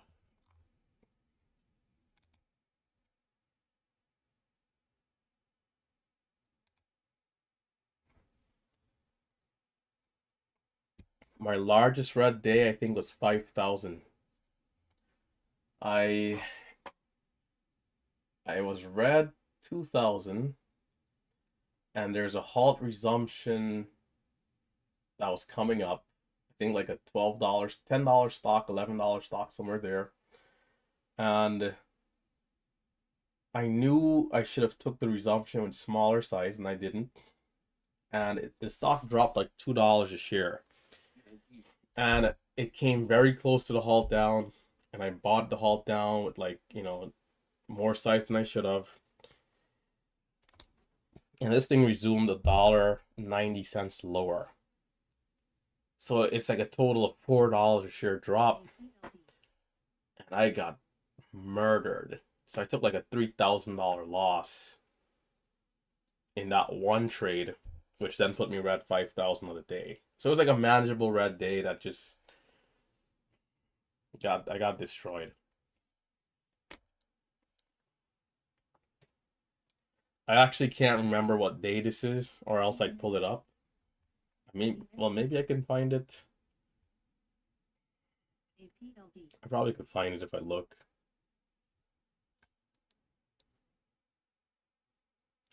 Print 123. Jeez Louise. Yeah, I came from South America, man. The things I've seen that like if I tell you guys some of the stories of things I've seen, you wouldn't even believe me. And I was young, like much as if I like lived there longer.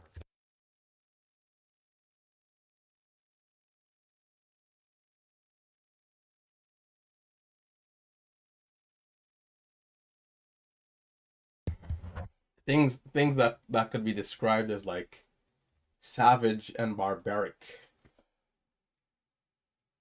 Not that it's all bad, and you don't ever I don't ever want to like put that narrative. There's a lot of beautiful things, of course. There's a lot of beautiful scenery, tropical environment, great food. Probably the food is maybe the best part about where I'm from. But there's also some, I guess wherever there's good, there's bad, and you see a couple of things every now and again.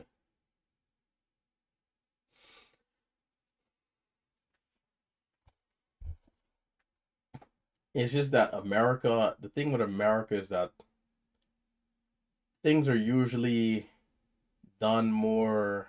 It's still pretty barbaric and savage in a lot of ways. It's just different. Like like you wouldn't see people here fighting with machetes. Here's more so you heard of some mugging or shooting somewhere, some maybe gang related something or a mass shooting. Like I mean the mass shootings are like very insane, right? I guess that's probably some of the most savage things you'd ever hear is someone going to a mall and doing something horrific. It's just senseless, right? So here is definitely pretty bad. It's just different how the things are conducted. EDT.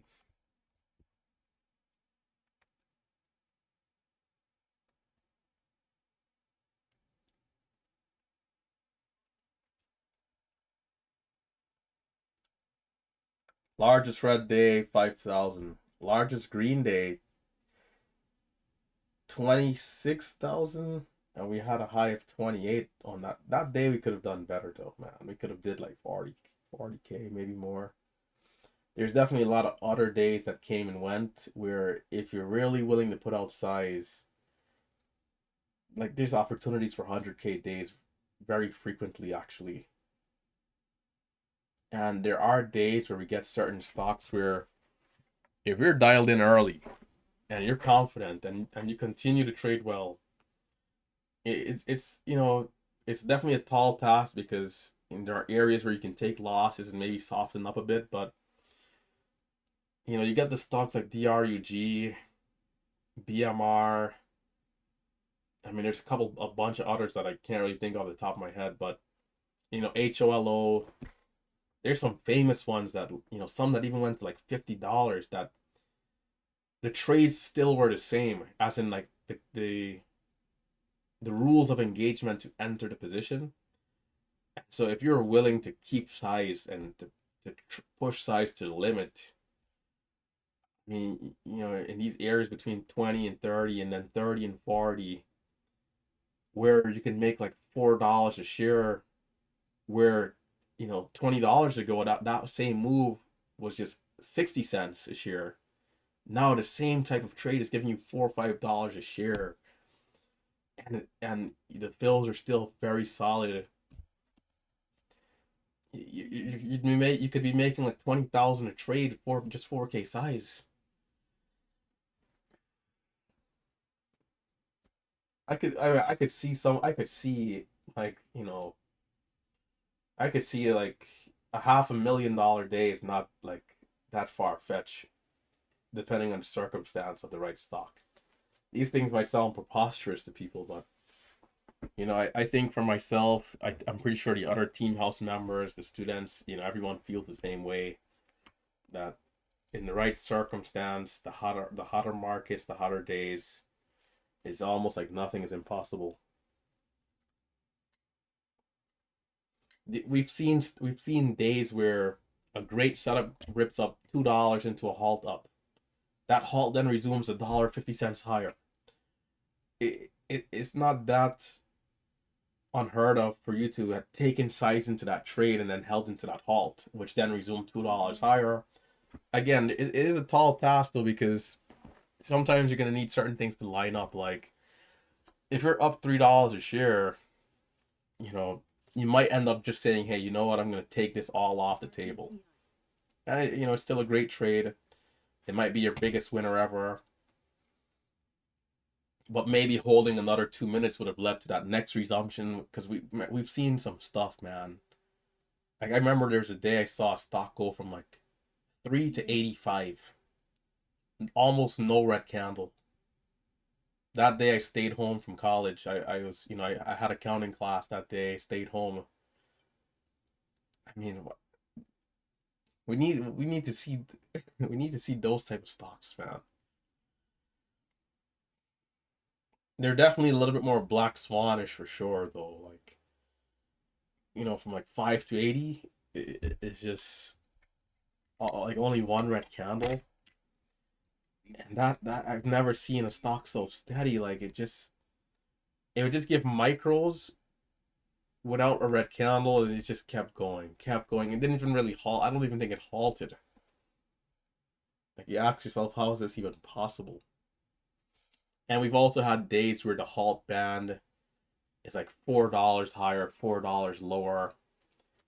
Sometimes towards the close, and the range on the stock is so incredible that in just the last 30 minutes, you could hit 5 times your daily goal. You know, there's a lot of different markets or just stocks in general, different personalities that we've seen over the time that definitely lets us know that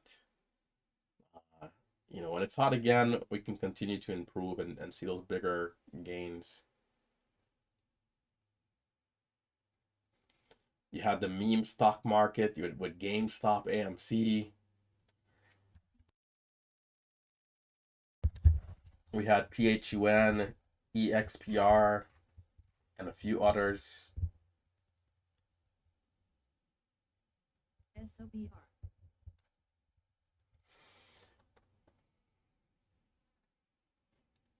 And I mean, you really have to, and it's why it's good to just always try to be in a good position mentally, to always keep your spirits high, to always, and even in the slower markets, keep it as tight as you can, because tomorrow could be the day where the next market starts again, right?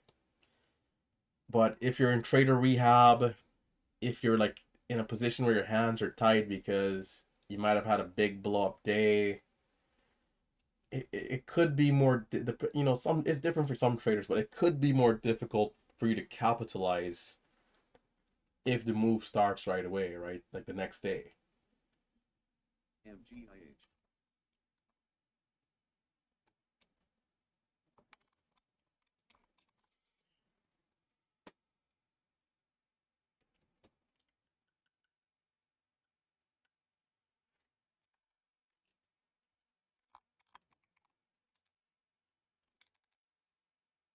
All right, it's 11:20, I think. Might be a good time to just walk. I haven't really looked at anything to trade since the sell-off of GV and SCNX. Think that might do it. I've been red the last 5 days straight, which is kind of crazy here for me. I haven't, in fact, I don't think I've even ever been red for 5 days. I've been red for 4 days twice, or 3 times actually. 5 days is like a record for me here, so EOET. we got to look to turn things around. Mentally, I feel the same how I've been feeling. There's been a little bit of distraction, but we're gonna try to like dial in a little more. But I think I'm in a good place. Like I don't feel any sort of like. Sometimes I can feel like a little down, or like a little like frustrated or disappointed with the days, but like right now I feel I'm just waiting for the next hot stock. I would have loved to have traded on Monday, but Monday I was unavailable.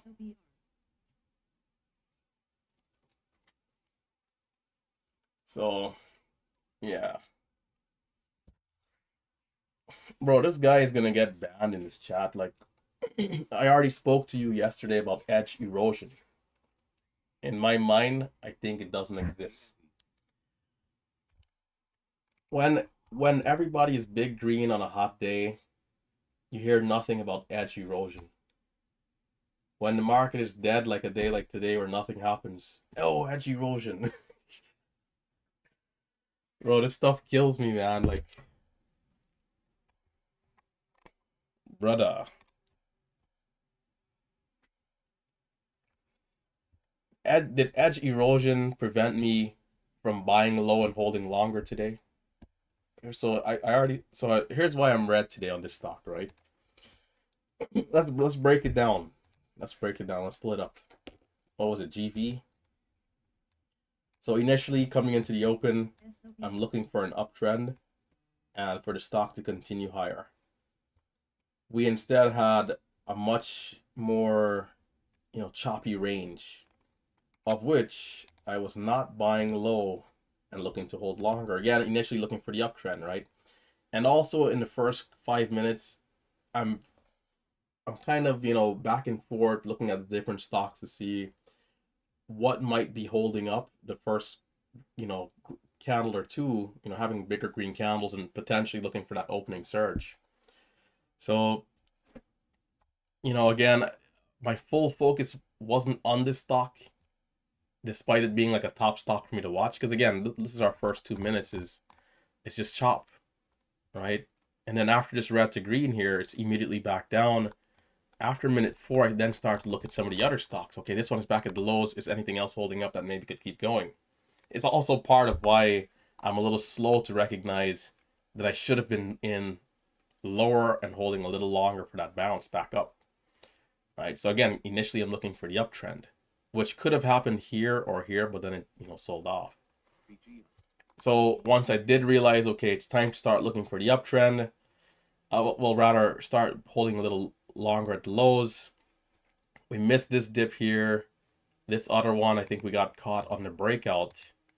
And as a result, we kind of complained a little bit and we missed the bounce here.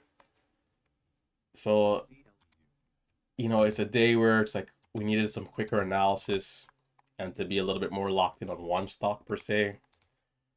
I don't know how erosion has anything to do with that. If there's ever erosion, edge decay, whatever people refer to it as, what will happen is that nobody trading this style of trading will be green ever, right? Like if I'm red, the team house is red, the students are red, and not just for a day or two, but like for weeks on end. Like again, if you've been trading for years, there's like different markets, right? If we're all red for like 2, 3, 4 weeks, months, 2 months, then okay, maybe something with the strategy is like not working. Maybe commissions are back at $20 a share and commissions are eating away at our gains or something like that, right? Then okay, everything makes sense. But if I'm red today, the entire chat room, doing all right, it tells me that I kind of wasn't in the right area, right? If everybody is red, then we have a problem, I think. But that's my take on it. Like that's just what I feel. I think when there's a hot day, we all do extremely well, and it's obvious because of how strong the stocks are, how well the volume is. Spreads might be a little tighter. If you have a lighter volume stock with bigger spreads, it, it naturally is going to be harder to be in where you want to be in because there's a wide spread, right? So if there's a penny stock, just think about it, right? Whenever there's a penny stock that's strong, where the fills are good, you on those days, everybody up 20K, do you hear anybody say anything about edge erosion? And it's important to know that different market makers will sometimes be in charge of different stocks, and ultimately some stocks will trade with a different personality. Even the same stock can today be a little grindy. Overnight it goes up a little bit in price, the next day it trades much better, right? Like there's a lot of factors that go into how well a stock can move, and then how well we can then perform on that stock. Stocks with bigger spreads, naturally I just do not trade well. It's a little bit harder because in my mind I'm a little bit more of a perfectionist, and I like to be in where I want to be in, and that sometimes can conflict with the entry, right? And so if you don't make that adjustment just like that, like there's a fine line between being green and red, and people may think that it's a huge thing, but sometimes it's very marginal, right? In your decision making and all the above. And today for me it was more so decision making than anything else. But what I've noticed is that on hotter days, when a stock goes from 5 to 10 to 15, nobody complains about anything. But then when there's a colder day where every stock that we're watching at is just weaker because of the market sentiment, people then complain, which to me doesn't make any sense. So,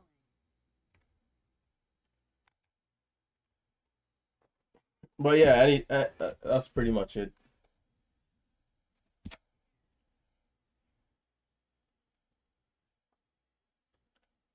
I mean, people can, I mean, and everybody's entitled to their own opinion, right?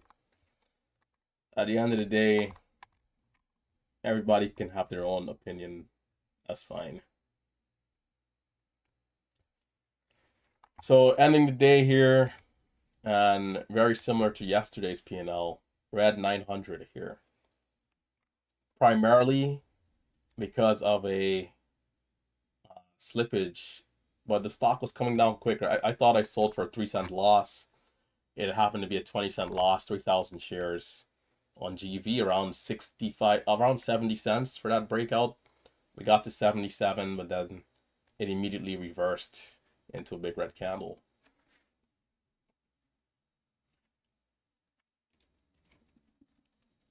Crypto market is different from the stock exchange. So there's the stock exchange, there's crypto, and there's forex, foreign exchange. All three of those are different markets. So in the house of the stock exchange, we are trading companies that are majority companies that are in America. Sometimes it can be like other countries as well. We'll hear from every now and again a Chinese stock and so forth. But we're trading companies here, and the terminology small cap refers to the size and value of a company that is relatively small. And so a large cap, right? A large cap would be a stock like Apple, Tesla, Microsoft. That's considered a large cap. There's also mid caps. You'll have like smaller companies. Let's see a company that's pretty popular but is not on the level of Apple. Let's say a company like let's see, Sony. Sony is, I think, a large cap. Let's say mm, let me think about fast food. I'd say there's some fast food chains that we could look at as a mid cap. Maybe Chipotle might be considered a large cap at this point, but they're definitely not as big as Apple. Let's say let's just categorize them as like a mid cap company, right? Chipotle, I mean they're pretty big though, but something like that maybe could be considered mid cap. And then small caps, you have much smaller companies that might just have a few locations throughout the country, but are still maybe worth like 50 million, 100 million, 300 million, and so forth. But usually the large cap companies are like billions and billions. In fact, some of these Fortune 500 and blue chip stocks are valued closer to a trillion. The Microsofts of the world, the Googles of the world.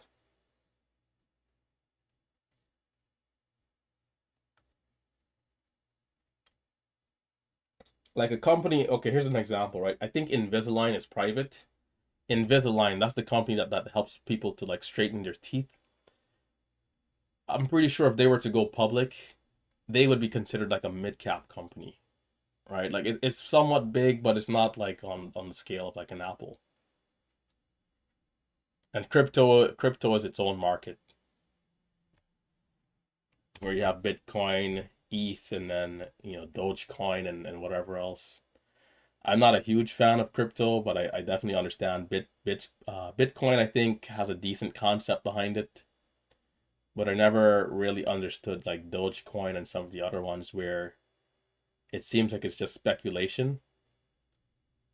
At the end of the day, a company like Apple, they have a lot of tangible things, including their software, their hardware, their technology. They have logistics. They'll own vans and ships and, you know, trucks and so forth and so forth. They have employees, XYZ, and everything else, right? Versus, you know, like Dogecoin. Like, what is Dogecoin? Like, there's no tangible anything behind what it is, right? So for me, I definitely understand why people invest into crypto, especially Bitcoin, which again, the backstory for Bitcoin is a lot more reasonable, right? When it comes to what the dollar is and what inflation can mean, and how Bitcoin counters that in a way. But some of the other coins, I have no idea why they exist. You know, it's like even like someone like Trump, like having, like, I don't even know how a president can have a coin. Like there's certain things that to me doesn't make any sense, right? It seems like a conflict of interest. There, I don't know. It's just a weird time that we're in, man. Then they have the politicians who are able to trade despite potentially having access to information that can give them an edge. You know, like someone who, a famous name you hear is like Nancy Pelosi. I mean, there's a bunch of other people, but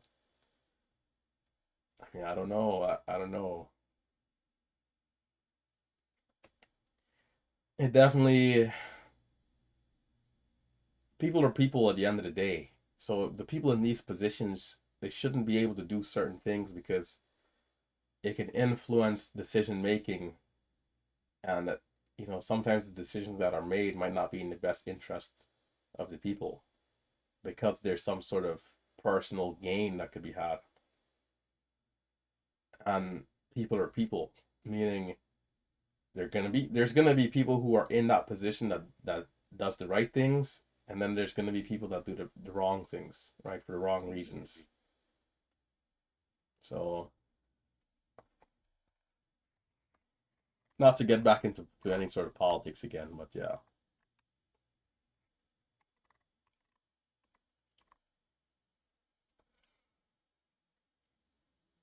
We tend to trade small cap stocks more because they're usually less dominated by algorithms, and there's usually a good chance that a small cap company could give a big move percentage wise when the supply for the company, right, aka the shares available for the public to trade, is a small amount relative to the volume that could or will be traded, right? So that sometimes gives us a huge imbalance to the buy side, especially when things are strong, when maybe there's a big institution buying up this company over time. We can see a lot of follow through, and sometimes these companies can go from up 50% to at the end of the day up 200%, and sometimes even back down, right? In fact, a lot of the times back down. And even GV is a good example of this. This morning, from $4 to then 7.15, and right now it's back down to $4.50, right? But however, this move up does provide an opportunity, and that move up was almost 100%. And I primarily traded the open, which is, you know, this area here forward. A lot of time, not every day, but most times during the open, we'll see a good move up, where we maybe get another 50% move and then back down. Sometimes they continue even higher. And in that area there is where we look to capitalize, right? But there are traders though who will trade pre-market, and they'll trade pre-market aggressively. They wouldn't even wait for the open actually. So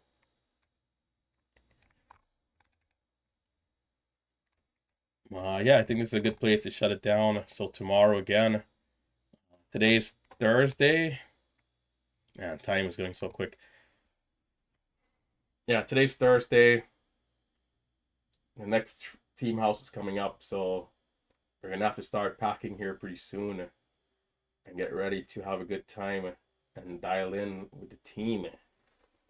So stay safe, stay green, and I'll catch you guys later. Hit that thumbs up. It's been Pastor.